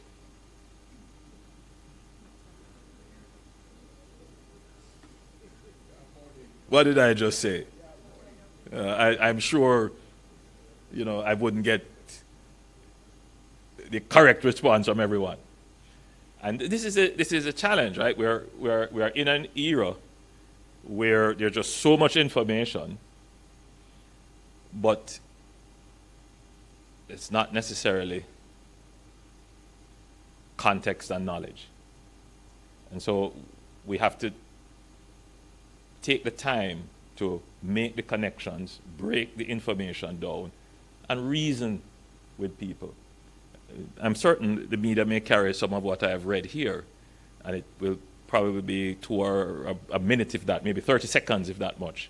And the average man will just hear this and say, oh, it sounds nice, or I don't understand what he's saying. And it floats over. And these really important, these fundamental things don't get into the public discourse as to what is important for Jamaica. Now, my job as Prime Minister is to take some of these complex information, break them down into relatable, bite-sized packets of information that everyone can consume, and then internalize it so that it becomes a part of what we call the political economy. Meaning that, the Jamaican voter is consuming information that is not necessarily the best information to help them to make the right decisions about the future of their country. So it's one thing to live in an area that is at risk of a disaster. So you live on a hillside, you live in a gully course, you live close to the sea, and you hear this talk about climate change, you hear this talk about low intensity, high frequency weather event. What is that? How do I make a decision to protect myself against a low intensity, high frequency weather event? What's my role in all of that? What should I hold my government to account in ensuring that as a citizen I am not at risk of a low intensity, high frequency event? How empowered am I as an elector, as a voter, as a citizen to be able to live in this world of multiple and complex disasters happening simultaneously. Part of the responsibility of this group is to ensure that each Jamaican is informed and understand their role as a citizen in this era of climate change, this era of multiple and complex disasters that could happen simultaneously. That is also a part of the preparedness, when every man understands. So at the government level, we're doing what is necessary, but we need to do more to bring in the Jamaican person, the average Jamaican, into the understanding of what it means to be a citizen in this era. So the government of Jamaica maintains a national disaster fund which exceeds now $550 million. And I remember distinctly, Minister Mackenzie, you'll recall when we started to look at that national disaster fund, which was $100 million at the time. It was not funded. And we put the money in to fund it. And I believe you have it there at local government. Yes, so what we did, we started to put aside funds as buffers that in the event that a low intensity, high frequency event happens, we don't have to borrow to deal with it. So if there is a tropical storm, for example, which seems to be hitting us on a 2-year cycle, and we didn't put anything in the budget at NWA or any other entity, but it happens, immediately we send out the tractors, mobilize the contractors, the backhoes and everything, and they go out and they do what they have to do to reopen roads and reestablish connections. That's what you call a low intensity, high frequency weather event. So Jamaica has built resilience to be able to respond to these kind of low intensity but high frequency events. That was not necessarily the position that we were in previous decades. And we are not, I'm not hereby saying that we are in a perfect position, but every year we get stronger, both in terms of the resources that we are able to put into our fund to self-insure, because that is what it is in terms of building the buffers. But should a high intensity, low frequency event happens now, which would be like a major hurricane. You know, how many of you were around for Hurricane Gilbert? Everybody here. Most. So that is what you would call, you know, a high intensity, but doesn't happen often. And you can recall that for Hurricane Gilbert, how long it took us to recover. We can't be in that position. We must be able to recover, you know, within the year that the event occurred. In fact, months after the event occurred. That must be our target, and I'm saying this to all of you who are here, that you have to, your agencies that are responsible for recovery, that has to be your plan.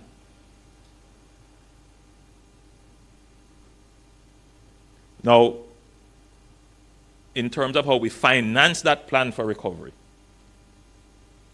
it may have to be that we have to go and do some borrowing. But before you reach to that, let us put aside some money for insurance. And that is what we've been doing. So,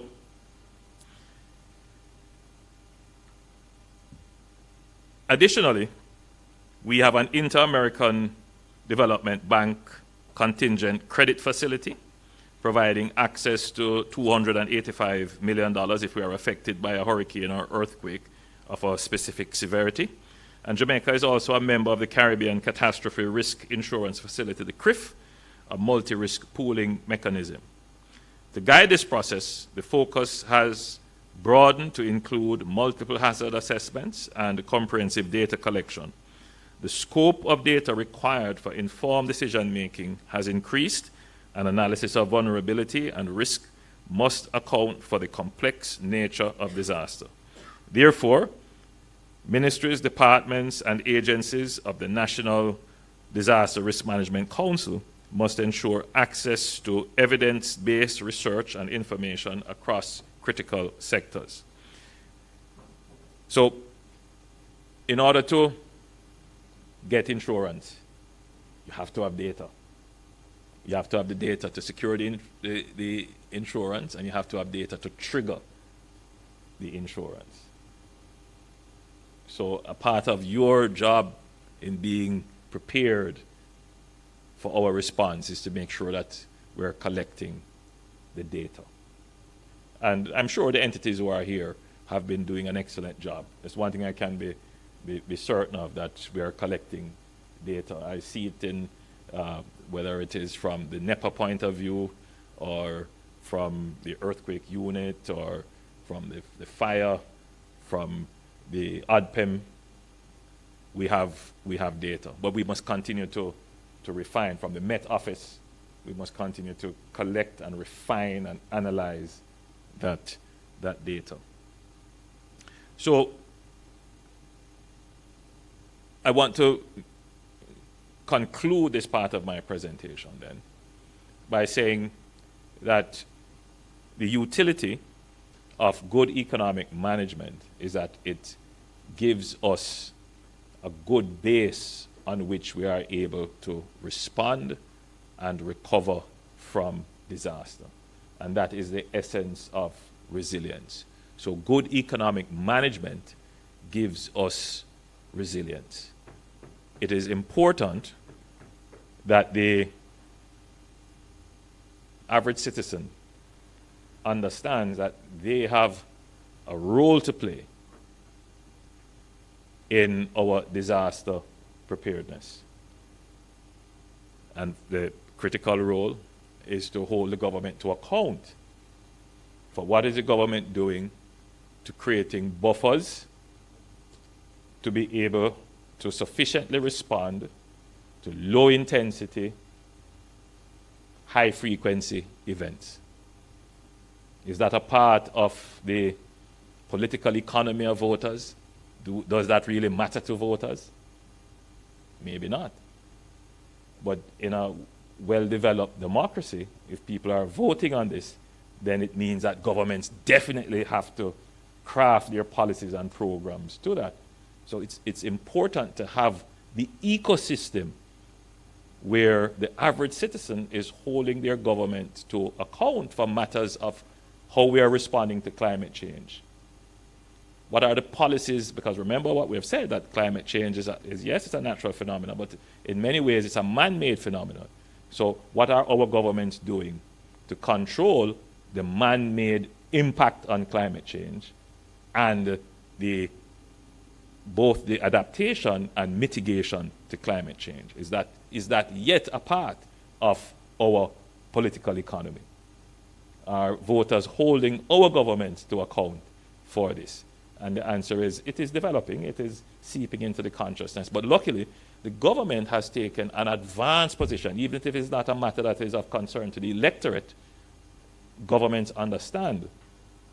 And this government in particular has taken a very proactive stance on the climate change issues, our mitigation and our adaptation and our general resilience and response. And you can see that in many ways, our stance on plastics and the ban that we put on single-use plastics. And even though it's a phased approach, but we have taken those steps. Good point now to mention that The public sees the problem from the point of view of unsightly waste and the uncleanliness of our city and so forth. But whilst I see the problem in that light as well, I also see the problem of how it is impacting on the infrastructure, how it is damaging our sea environment, and of course, you know, the heavy use of plastics and the production of plastics and the carbon that releases and the impact that has on climate change. So for us, we take a very holistic view, and we have been putting in place policies as small steps as we can, but relative to our resources, big steps nonetheless, to address these issues in a very positive way. So we're going at the problem from both the cause and the effect. And we are also trying to educate our citizens so that they can be active, enabled participant in this whole treating with this new world that we're living in, where the impact of climate change is something that governments have to mainstream in their daily management of economic and social affairs. Now, in terms of the hurricane season, because we're having this meeting just before the hurricane season, and the projections for this season suggests that it will be an above average season. Minister Mackenzie, my recollection is that this was also the projection last year. My recollection that last year we would have a above average season. They're expecting, that is the National Oceanic and Atmospheric Administration of the United States, they're projecting that there should be 17 to 25 named storms, 8 to 13 hurricanes, and 4 to 7 major hurricanes of category 3 or higher. Notably, this forecast for named storms, hurricanes, and major hurricanes is the highest that NOAA has issued for the May outlook. The start of the hurricane season is therefore an appropriate time to assess the exposure of homes, infrastructure, services, productive activities, and our workplaces, although it is more ideal to have started this way in advance. So I take this opportunity to encourage all Jamaicans as we enter the hurricane season to, first of all, do your household preparations. Put aside food stock and water as much as you can. Make provisions for the protection of your important documents or valuables. If it's only a Ziploc bag that you can afford, or if you can afford one of those hardy plastic or rubber containers, or if you can make provision for safety somewhere.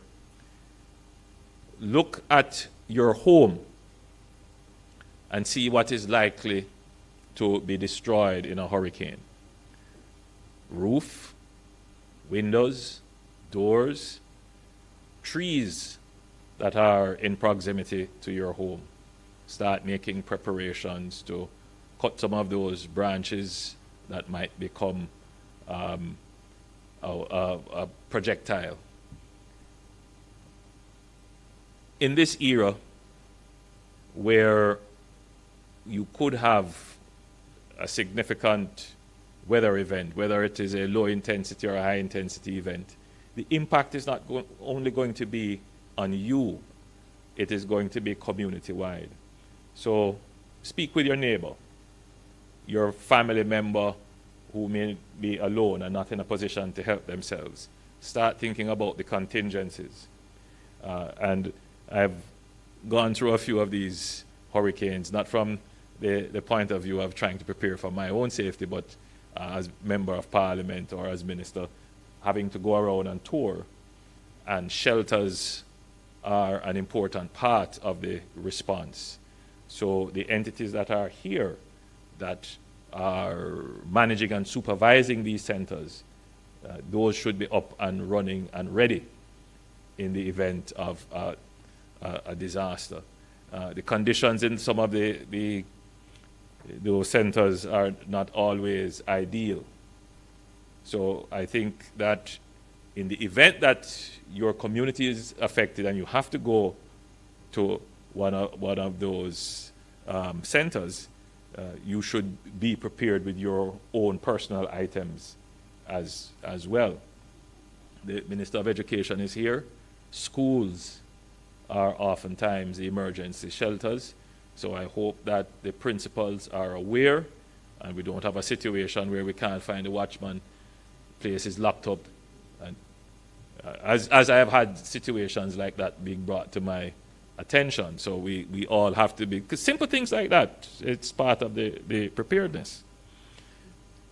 So I don't need to go into all the details of how we prepare for a hurricane. I'm sure everybody knows, but I've given you the basics.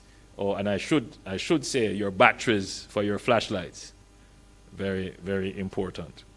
So, as we conclude, Jamaica must live with our reality of being one of the most exposed countries in the world to multiple hazards, including hurricanes, floods, droughts, earthquakes, storms, surges, and landslides. Models have predicted the increased impact of catastrophic natural events arising from heightened surface temperatures and global sea level rise. Adverse events impact livelihoods, destroy infrastructure, and disrupt the provision of services. Through land use planning, urban renewal, and building codes regulation, we are creating safer and more resilient spaces. We are safeguarding our development gains from being washed away in any disaster. Now, as I read this point, and I was driving into Kingston, Minister Mackenzie, driving from Kingston to here, I was observing that there is an increase, a real increase in the number of buildings that are multiple stories. And when I say multiple stories, you know, greater than 3. And that in itself means that we have to have a different strategy for disaster response. It's one thing to respond to, you know, a 3-story fire or a collapse of a building that's 3-story high. But when you start to go to 4 and 7 and 9 stories and 20 stories, there's a whole different capability that is required. So I'm going to take this opportunity, now that I have everybody here. The minister has pointed out that it's something that we have discussed, to be fair. We have discussed this at our cabinet as to what we're going to do to be prepared. And we have ordered 3 trucks that have the extended. 3, Minister? 5. We have 5 trucks that will have the extended capabilities. But of course, you know, there may be other things that we need to execute a rescue or to be able to respond to such a disaster. So, for example, you know, we have to be able to manage traffic to get to an area. So all of those rules will have to be looked at. So it's a whole ecosystem of disaster response support that when we go into this, you know, new level of building, that has to be triggered. And so I know the fire department, the Ministry of Local Government, and all the other disaster response entities, and NEPA in terms of the approvals, they have been discussing this, but I'm taking the opportunity to point out that this has to be a special area, a special focus of our disaster response.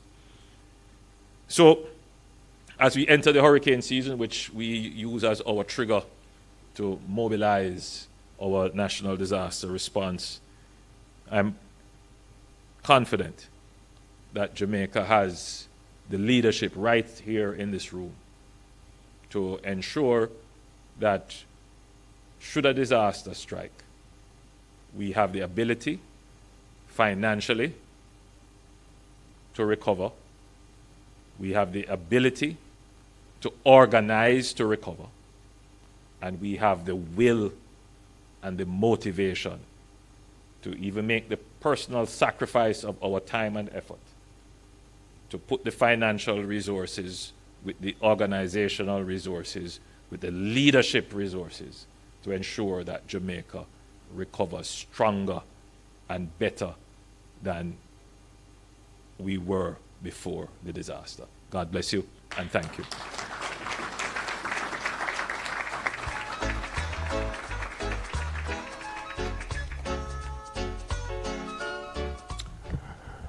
Let's put our hands together again for the most honorable Prime Minister for a well-informed and spirited presentation. Now, members, we have 2 more presentations. So we're going to take the Ministry of Health and the Ministry of, well, we have 2 more presentations. So we'll, okay. Now, can we, before we take, open for questions and answers to the Prime Minister, so we could afford him the time to. So are there any questions members of the council wants to pose, or members of the audience who are here who wants to put to the Prime Minister at this time? This is the most opportune time for that to be done.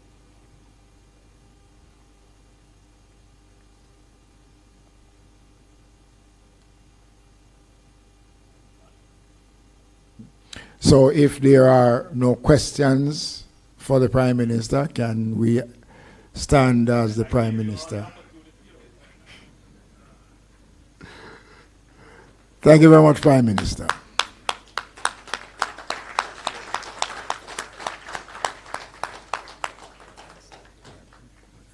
So everybody was clear.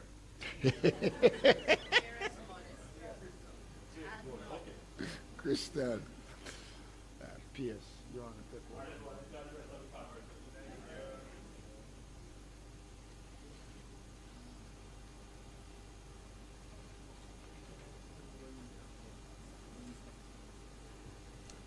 Colleagues, do you want us to wrap up and then we eat, or eat and come back? Which one?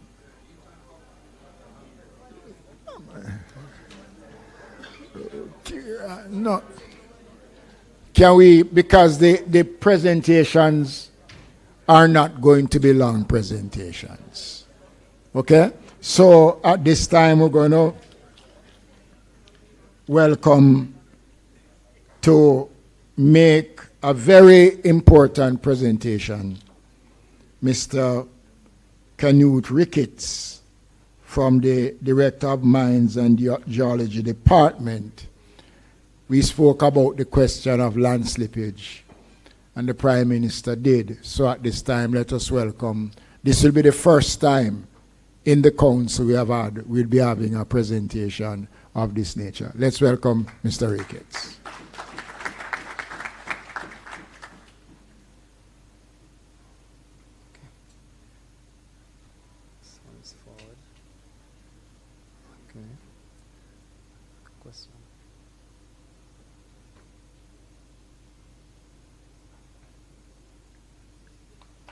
Honorable Desmond McKenzie, Minister of Local Government and Community Development, and Deputy Chair of Council, Cabinet Ministers, Permanent Secretaries, Mayors, Heads of Agencies, distinguished guests, pleasant afternoon to you all. My name is Canute Ricketts, and today I'll be presenting on landslide hazard mapping across Jamaica with a focus on earthquake-induced landslides. Now, the Mines and Geology Division is mandated to conduct geohazard and geotechnical assessments. So we collect, we analyze, and we interpret geohazard data, and we produce geohazard maps. Now, it's important to note that the division plays an important role in the development approval process. So we are a referral agency, and we comment on matters of slope stability, particularly along your hillside areas. And so these geohazard maps that we produce, they are used as a tool in development planning and disaster risk management. Now, as it pertains to landslides, the Mines and Geology Division houses a national landslide inventory for Jamaica. What this is essentially is a large database of landslides, hundreds, probably thousands of landslides that have been mapped and have been confirmed by the division over the last decades. And these landslides are used as the primary input data from which we prepare the landslide susceptibility maps. And these, of course, are done at the parish level. So thus far, we've completed 5 parishes. We just wrapped up Hanover. The intention is now to move on to Clarendon. As it pertains to the utilization of this map, it's extremely important that you understand the landslide hazard zones. These are the susceptibility zones, and they range from low to very high landslide susceptibility. These zones are color-coded, so you use the color to visually identify the zone in which you are probably situated. Now, the areas of low to moderate landslide susceptibility, those are the green, the light green to dark green zones. Those are the areas that we encourage civil infrastructural development and residential construction and so forth. And importantly, just to note, because I've been asked before, no, these color codes are not politically influenced. They're just standard color codes.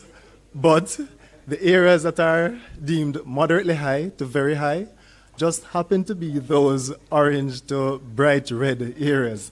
Now, these are the areas that we generally would not encourage large-scale developments. These are areas that are found to be problematic for civil engineering and construction purposes.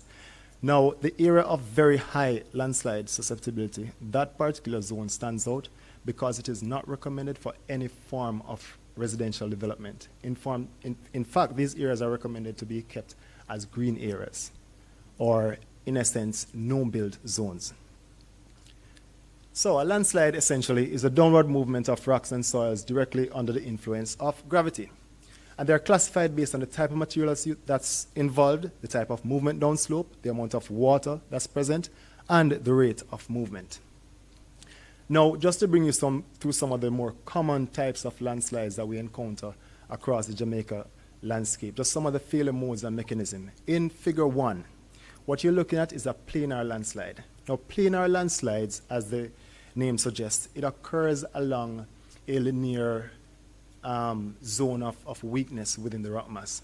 So you find that planar landslides are very common in rocky, fractured rocky material. An example that we're showing here at Figure 1 is a landslide which occurred at Gordontown Road, St. Andrew in 2020. And you can see where that planar surface along which the rock mass was pretty much dislodged. Figure 2 shows the rotational landslides. The rotational landslides tend to be deep-seated landslides. These are much larger than your planar slope failures. An example of which is shown in Figure 2, and that's at Shooters Hill following Tropical Storm Zeta in 2020. This landslide is pretty large. In fact, it's over 200 meters across. This particular landslide displaced several families. At least 10 houses were destroyed in the process. And importantly, a characteristic of your rotational type landslide is that they take place in small bits of failure. So it doesn't just happen in one single event. So for this particular failure, it happened over a period of probably a month. So we'll do a site inspection today, and we'll see some tension cracks, some areas start to show some displacement. Another week, we have to go back, and that's the issue. It continues. And so coming out of this particular landslide, the Mines and Geology Division is actually monitoring this area through the implementation of boreholes. So we actually went on site and we drilled boreholes in the area to the depth of 40 feet. We installed piezometers, and we're currently monitoring this landslide for reactivation. So rockfalls are actually very, very common across Jamaica's landscape. Figure 3 shows a rockfall in Redgate, Westmoreland. I would say this family was very fortunate because this large boulder that you're looking at was displaced, and it's basically the tree that saved that house from being damaged.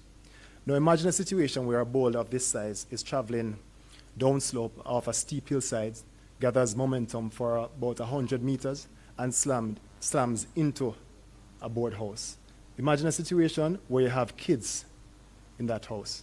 Well, that's exactly what happened in Figure 4. Figure 4 is an aerial photograph of a rock fall which occurred in Broadgate, St. Mary. This particular episode, it occurred, I believe, in 2016, killed a 12-year-old, injured 2 girls that were in the house at that point in time. If my memory serves me right, I believe the government of Jamaica had assisted by providing not only relocation, but gifted, or rather granted, a house to the family of the deceased. So commendations to the government and the minister for that worthy and noble gesture. Now, debris flows are also very, very common across the Jamaica's landscape. A debris flow essentially is a hyper-concentrated flow of sediments and water.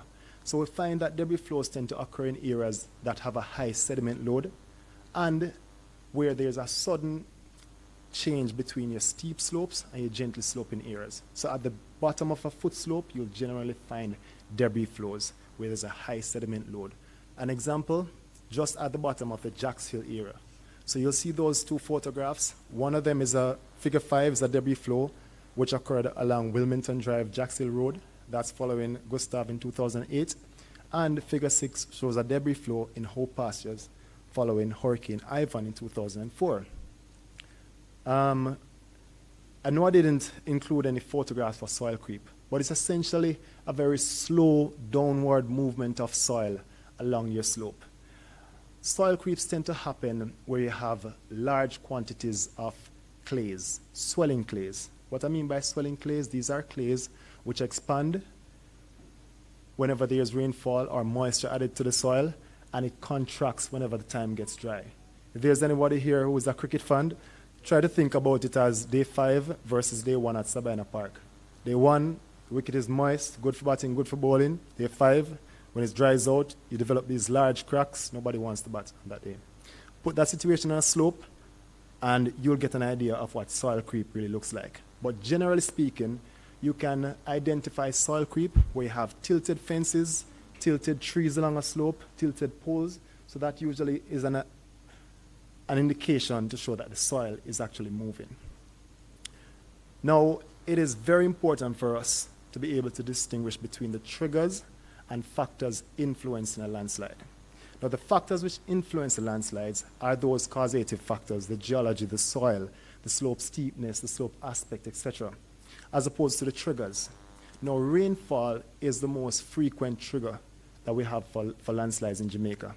And what we're seeing now in terms of growing trend is that there is a growing trend in anthropogenic triggers.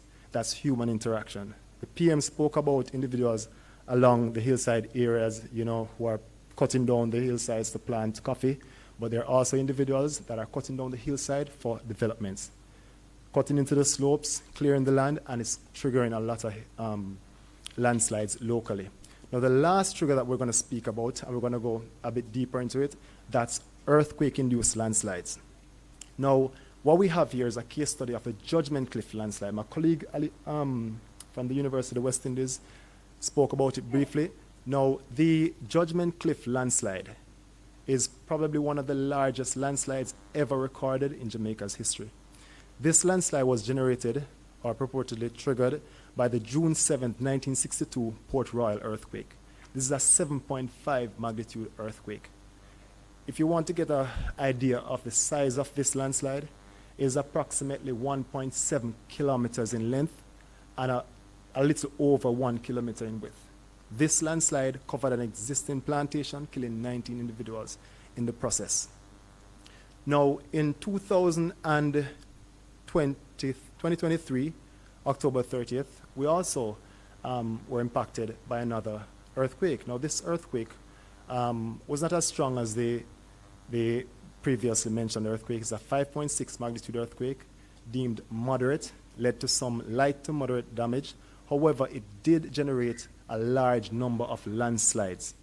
And so the division jumped at the opportunity to map earthquake-induced landslides. And so for the first time in the division's history, we now have an inventory of earthquake-induced landslides following the October 30, 2023 earthquake. Thank you. So we mapped a total of 44 earthquake-induced landslides. And these landslides were overlain onto the geology map of Kingston. And what we found was that there was a strong relationship between the location of the landslides and the fault zone, the orientation of the fault zone.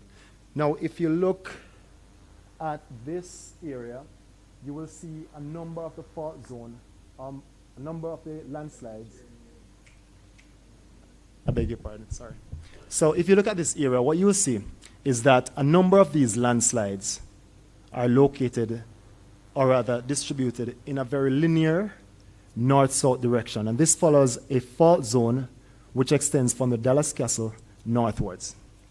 There's another cluster of landslide that you see going across, also following a very linear path. This path is actually the Jacks Hill fault zone, which runs directly into the Plant and Garden fault zone, which you know is an active fault zone, which leads all the way into Haiti. Right? So that shows the strong, very strong relationship between the location of the landslides and your active fault zones. Secondly, what we did recognize is that there's also a very strong relationship between the landslides occurrence and the geology of the area. So over 85% of the landslides that we mapped, they took place in geological formations that were fractured, that comprises volcanic base material. So these are the older formation, as opposed to the younger limestone rock, in which less than 15% of the landslides occurred in. If you want to have an idea, just to visually think about what I'm referring to as the older volcanic rocks, if we've ever driven up Gordontown Road, we can visualize what those rocks look like. If we ever drive through the junction, we can visualize what the older, more fractured material is like, as opposed to the younger limestone units. Those limestone units is what you encounter when you're going up Stony Hill, when you're going up Cooper's Hill, Beverly Hills areas. And based on the results from the landslide inventory, what it shows is that those areas are less susceptible to earthquake-induced slope failures. Now, these are just a few of the photographs taken from our landslide mapping procedure. Dallas Castle Main Road, we had a rock fall in Mavis Bank, Hall's Delight, and of course, a landslide along the Violet Bank to Mavis Bank Main Road. Now, it's important, very important for us to have a look at some of the analysis that we conducted. And based on our findings, what it shows is that 86% of the landslides that we mapped resulted in road blockage. 89% of the landslides blocked some form of drainage pathway. 12% of the landslides resulted in road damage, and another 10% in damages to retaining wall. Now, the Prime Minister recently spoke about strategies to disaster risk response. You know, and this is the type of information that we need to guide preparedness, guide and inform recovery, and most importantly, for emergency response. Because in the event that there is an earthquake which generates a large number of landslides, just imagine a situation in which 86% of these landslides lead to road blockage. We must now ask ourselves, what are the entities that would provide the resources that we require to respond, emergency response? You know, what kind of turnover time period are we looking at? Are we adequately resourced? All those questions have to come to the forefront. And importantly, we have to look at it in terms of scale. Clearing one single road blockage is quite different from clearing multiple large scales, you know, if we have a major earthquake. Now, this brings us to some of the challenges. And first and foremost, probably the greatest challenge is the fact that we can't necessarily forecast when you're going to have an earthquake. And so likewise, we can't forecast when you're going to have these landslides generated from the earthquake. So we have no control over that. However, what we do have some amount of control over is where and how we decide to develop. Right? And that brings us to challenge number 2, which is the issue of construction in areas that are vulnerable and improper hillside developments. Now, what we've noted in recent years is that there is a growing trend in individuals who are now constructing in earthquake-prone areas, individuals constructed in excessively steep slopes. There's a challenge with compliance, poor site modification, the lack of adequate slope stabilization measures, underutilization of our natural hazard maps. And so I would like to just use this platform to strongly discourage developments in landslide-prone areas. For those areas that we can facilitate development, we must aim to implement all the required landslide hazard mitigation measures. We need to screen our slopes, remove those large boulders, terrace the areas that are prone to failure to improve the stability of the area, implement landslide protection measures where necessary, putting those rock mesh, the retaining walls, the gabions, and importantly, when we're conducting our multifamily developments or large-scale developments, ensure that we do site-specific geological and geotechnical assessments to guide and inform the civil engineering design of those projects. And finally, I'd just like to close by encouraging all members of the public, or engineers, or architects, or building practitioners, or surveyors, to consult the Mines and Geology Division as it pertains to hillside developments. It can save on time, can save in terms of finances, saves with the environment, and it does save lives. Thank you.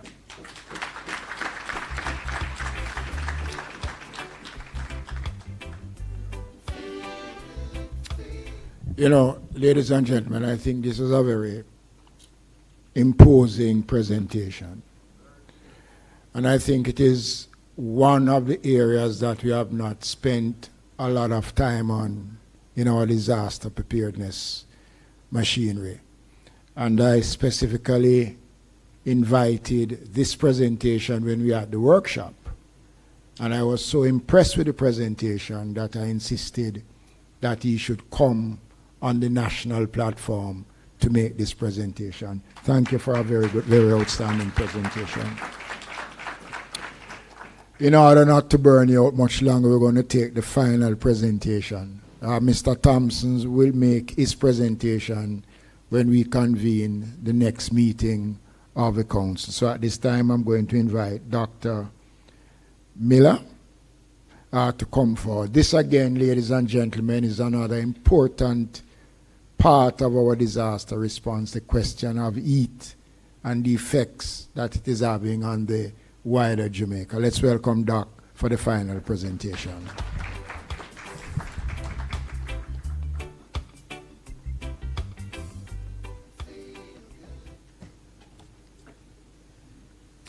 Thank you very much, Minister Mackenzie, Minister Mackenzie, Mr. Honorable Desmond Mackenzie, the members of the Cabinet Secretary, other members of Parliament, members of the local government, heads of the uniform groups, other distinguished members of the audience, ladies and gentlemen.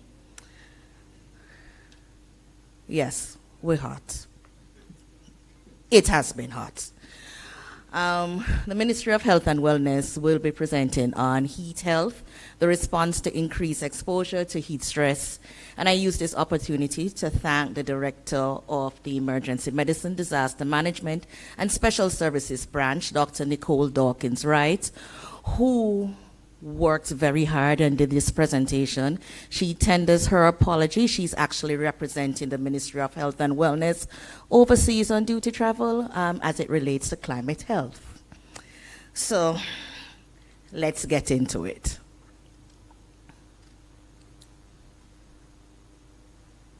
Oh, great.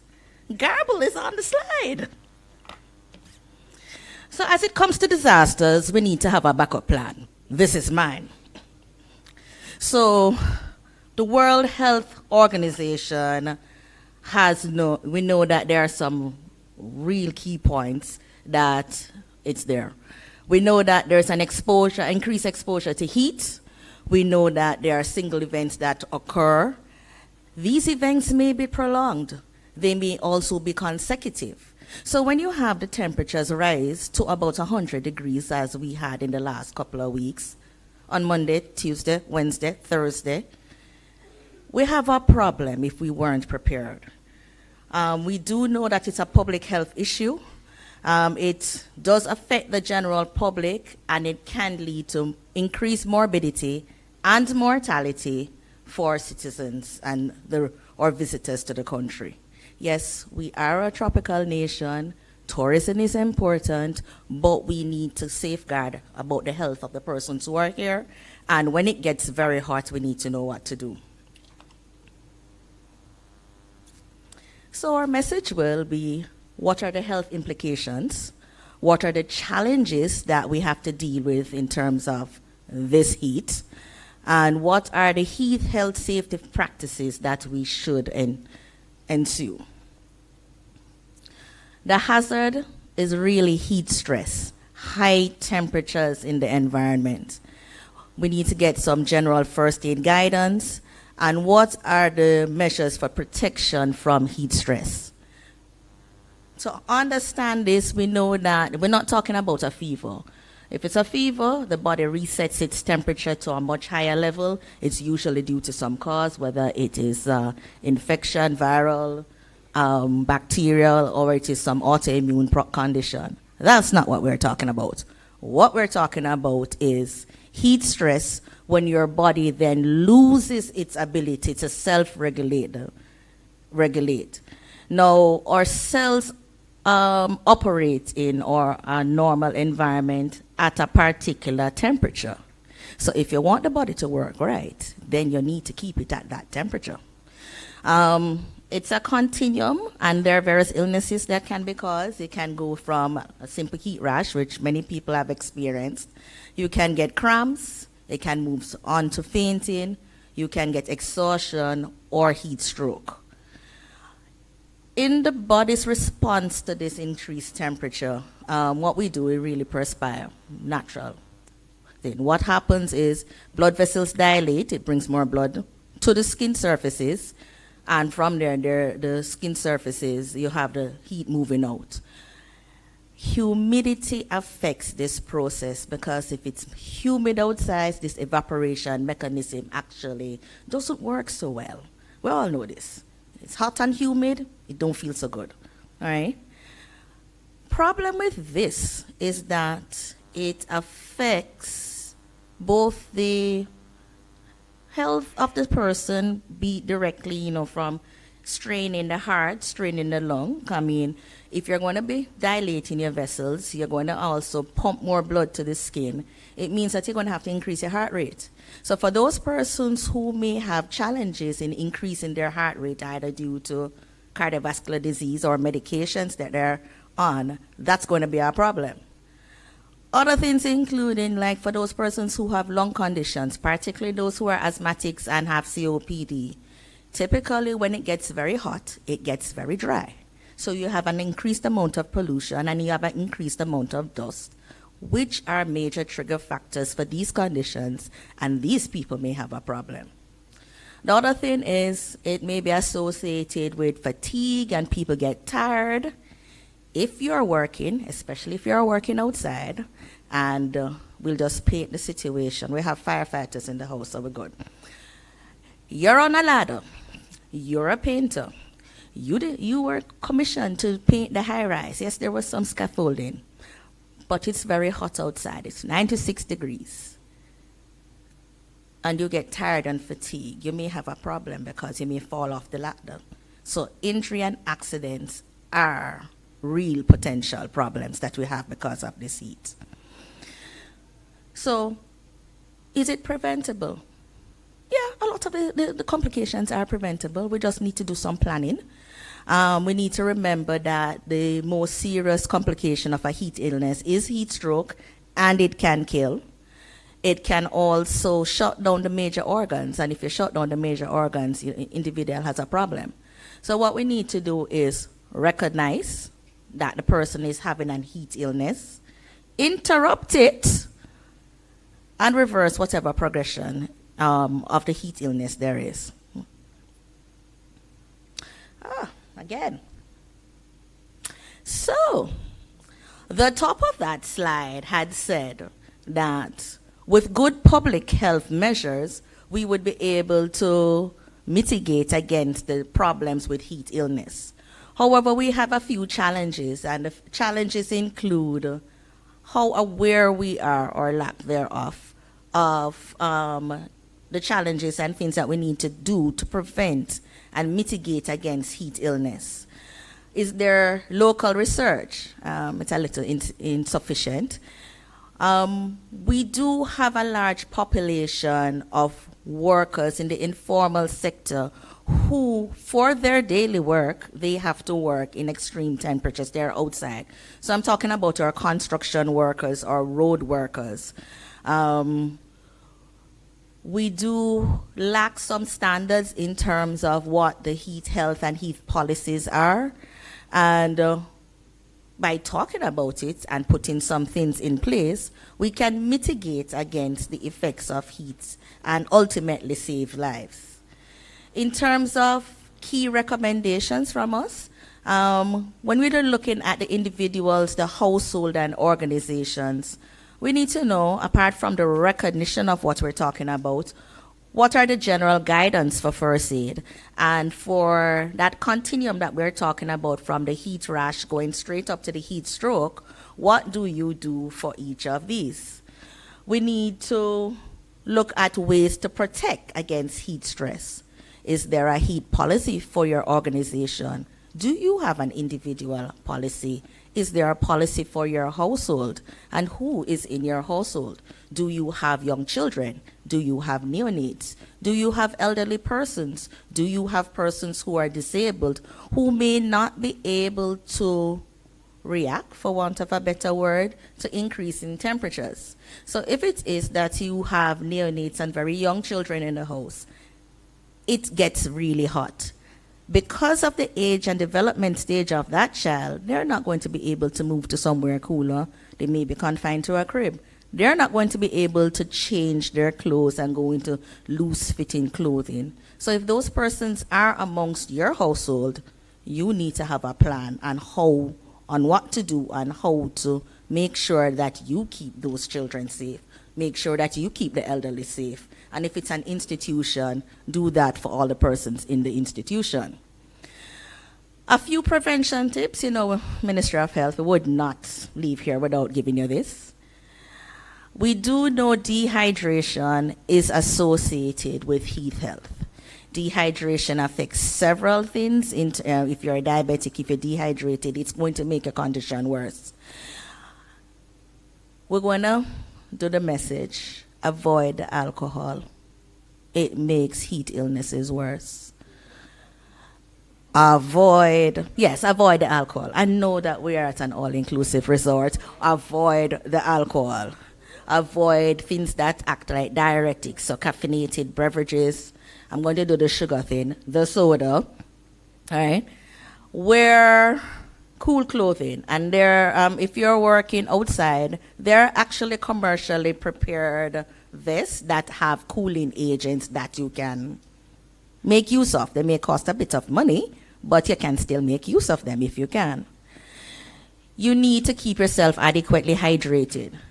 2 cups of water per hour. Yes, that is in addition to those 8 glasses of water you were supposed to drink every day, unless you were on a fluid restriction regime because of whatever health problem you may have.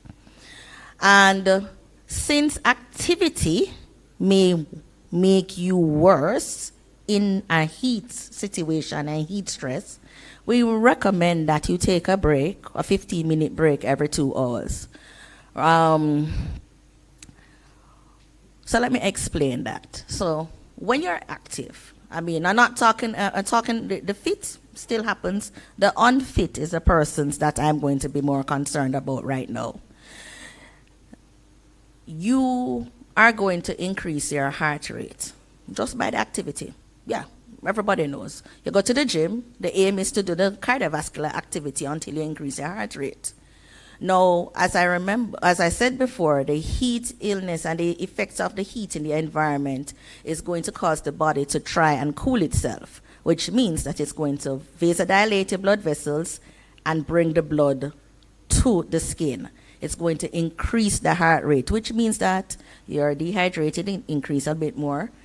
you have this heat problem, it's going to go and increase. Now, if your body can't take that double increase, we have a problem. See where I'm going? So hence, every 2 hours, 15 minutes of rest. It is said that the heat is here to stay. So this might be the coolest summer that you have experienced. Last summer was said to be the hottest summer. I think this one is actually looking to beat it. So do you have an action plan? Is there a heat health action plan that you have? And this is to be for both urban and non-urban populations. We do know that because of urbanization, there's a thing called the urban heat island effect, where it is actually hotter in urban areas because of all of the high rises, the pavements, and the relative lack of green space within, as opposed to rural areas and villages where you have massive expanses of lovely green space, lands, hillside, and all of those lovely things. The urbanization is a risk factor, and as such, when we build our buildings, we need to take that into account. We need to see if we can get passive cooling measures and see if we can get adequate ventilation going across your buildings. It will make life better for all who goes to this building, right? The other thing that you can actually do is readjust your decor somewhat. Instead of using darker colors on the walls, you can use lighter colors and reflective surfaces, and this should make your buildings cooler, right? So adequate ventilation, think about the choice of paint, and make sure that you use some passive ways of cooling. And this is in addition to the other measures, the air conditioners, the fans, and all of those other things that we normally do. So what is the response for caregivers and supervisors when we're looking on occupational health and safety and institutional health? What is your role? Your role is to ensure that there are actually things that are in place. You're going to be looking on the key primary factors that will affect the heat illness or prevention of having a heat illness in the persons who are under your purview. You look on the environment. Might not be able to do anything much about it, but you can certainly monitor what is going on. So is it that you know that there's going to be a heat wave? Has the Meteorological Office of Jamaica sent out a bulletin, a warning, an early warning sign to say that, well, hello, it is going to be hotter this week as opposed to last week. The temperatures are going to rise, and they usually give the expected temperature. And citizens should take matters and put mitigation matters in place. So you might need to walk with more water, wear loose clothing. If it is that you had a project that had to be done outside, if it can be done on a different week, outside of the time when you're going to have these extremely high temperatures, rearrange it. Monitor the individual, and the individuals still have to take responsibility for themselves, so you need to monitor yourself as well. Are you having any effects of heat illness? And if it is, do you have the measures, or can you take measures in terms of mitigating against it, right? So monitor yourself, monitor your employees, monitor the atmosphere. If it is that you see somebody getting into trouble, you need to access some medical care. You need to know where your medical care is. So if it is, it shouldn't be at the time when the person faints or is unconscious that you're thinking, so where's the nearest hospital or doctor? That should be we're dealing with occupational health. So that should be in all of your purview and all of your documents and stuff. And your employees and supervisors should be aware of it. It can't just be the supervisor who knows and knows what to do, because in the event, and I'm going to cross everything here, in the event that the supervisor is the person who has the problem, somebody will need to help the supervisor. You get what I'm saying? Right. So our response as the ministry, there is a climate action health program that is actively run through the Emergency Disaster Management and Special Services branch. Heat health is actually incorporated into the health education curriculum at the Ministry of Health.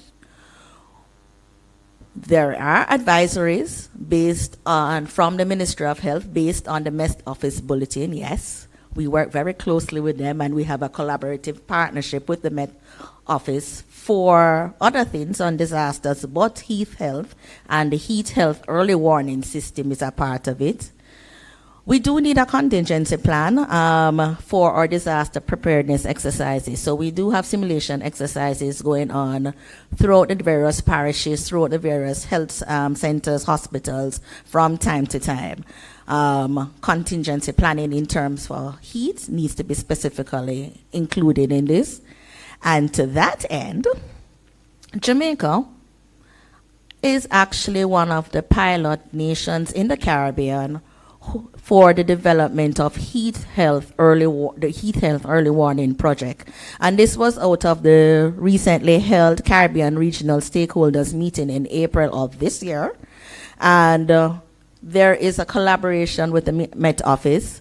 What we really need, when in developing this sort of early warning system, you really need to determine, okay, what is the temperature that we're going to use to say we need to send out a notice. You need to send out warnings. You need to look at your communication system as to say, how are you going to get the message to everyone and get the message to everyone quickly?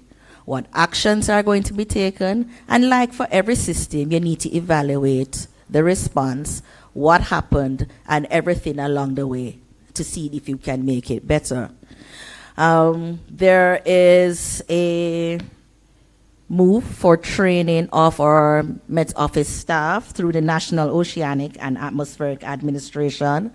And there will be GIS mapping for heat hazards, similar to what they did for land slippage and earthquake mapping across the country. Ooh, nice. So, this was my final slide. Let me tell you what it says. In summary, what are we going to do to keep ourselves cool? We are going to ensure that your home is cool. I didn't mention a lot of it before, so we're going to do it now. So we know that the temperature is higher in the day as it is at night. It means that to keep your home cool, apart from your standard ACs, fans, and open and cross ventilation, you need to ensure that you have your windows covered, blinds are down during the day so that you can block the direct sunlight from entering the house and decrease the temperature in the house. For nighttime, you need to open it all up. Open up the windows, open up the doors, open up the blinds. Yes, we do know that there might be a little mosquito issue that you need to deal with, using the usual things that you deal with them. But you need to open the house and allow the house to be cooled. Right? If you are looking on buildings and stuff, you need to look on a cool roof. And now this is going to be a little judgment call because we do have other hazards that affect the country that different roofing systems are actually better than others. So a slab roof might be nice for a hurricane, might not be so nice for an earthquake. And because it traps a lot of heat, it might not be so nice for a heat illness.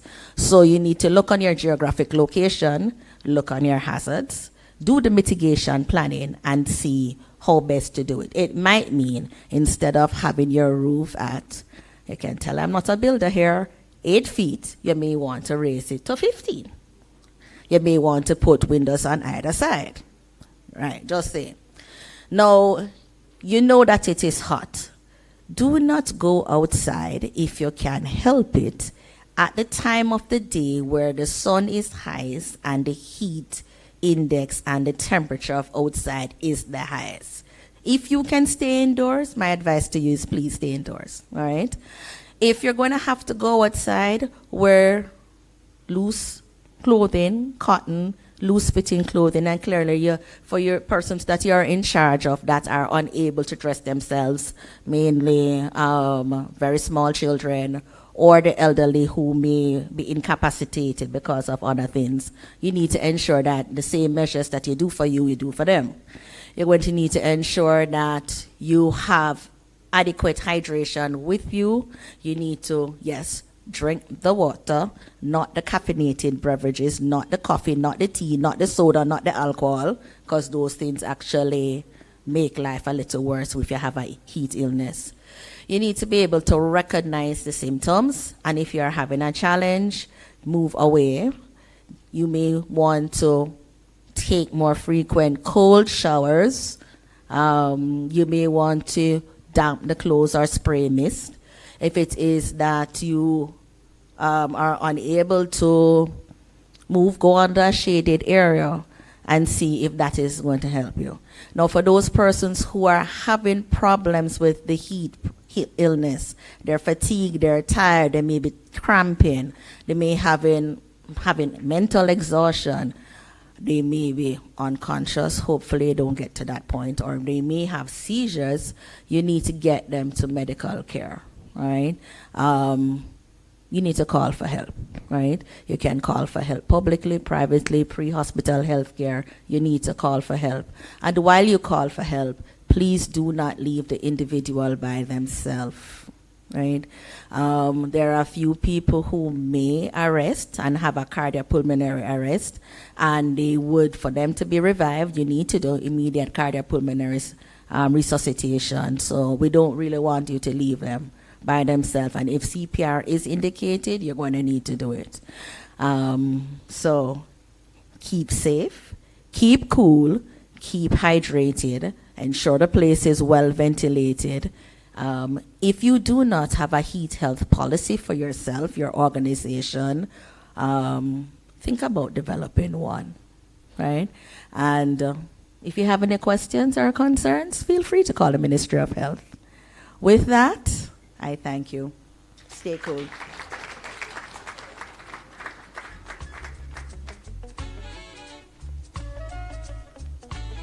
Okay, I know we are all pressed, so in the interest of time, let me thank all the presenters on behalf of the Council for excellent presentations. May we stand for the playing, I believe, of the national anthem, after which we'll break for lunch.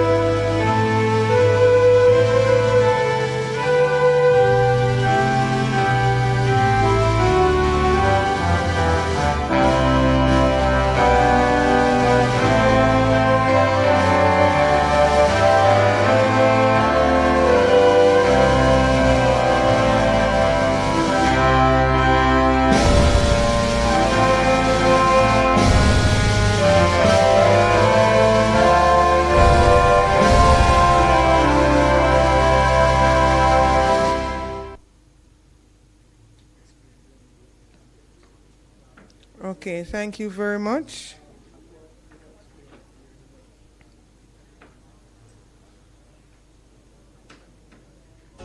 Mr. Campbell, could you please come to give some details regarding the lunch? I believe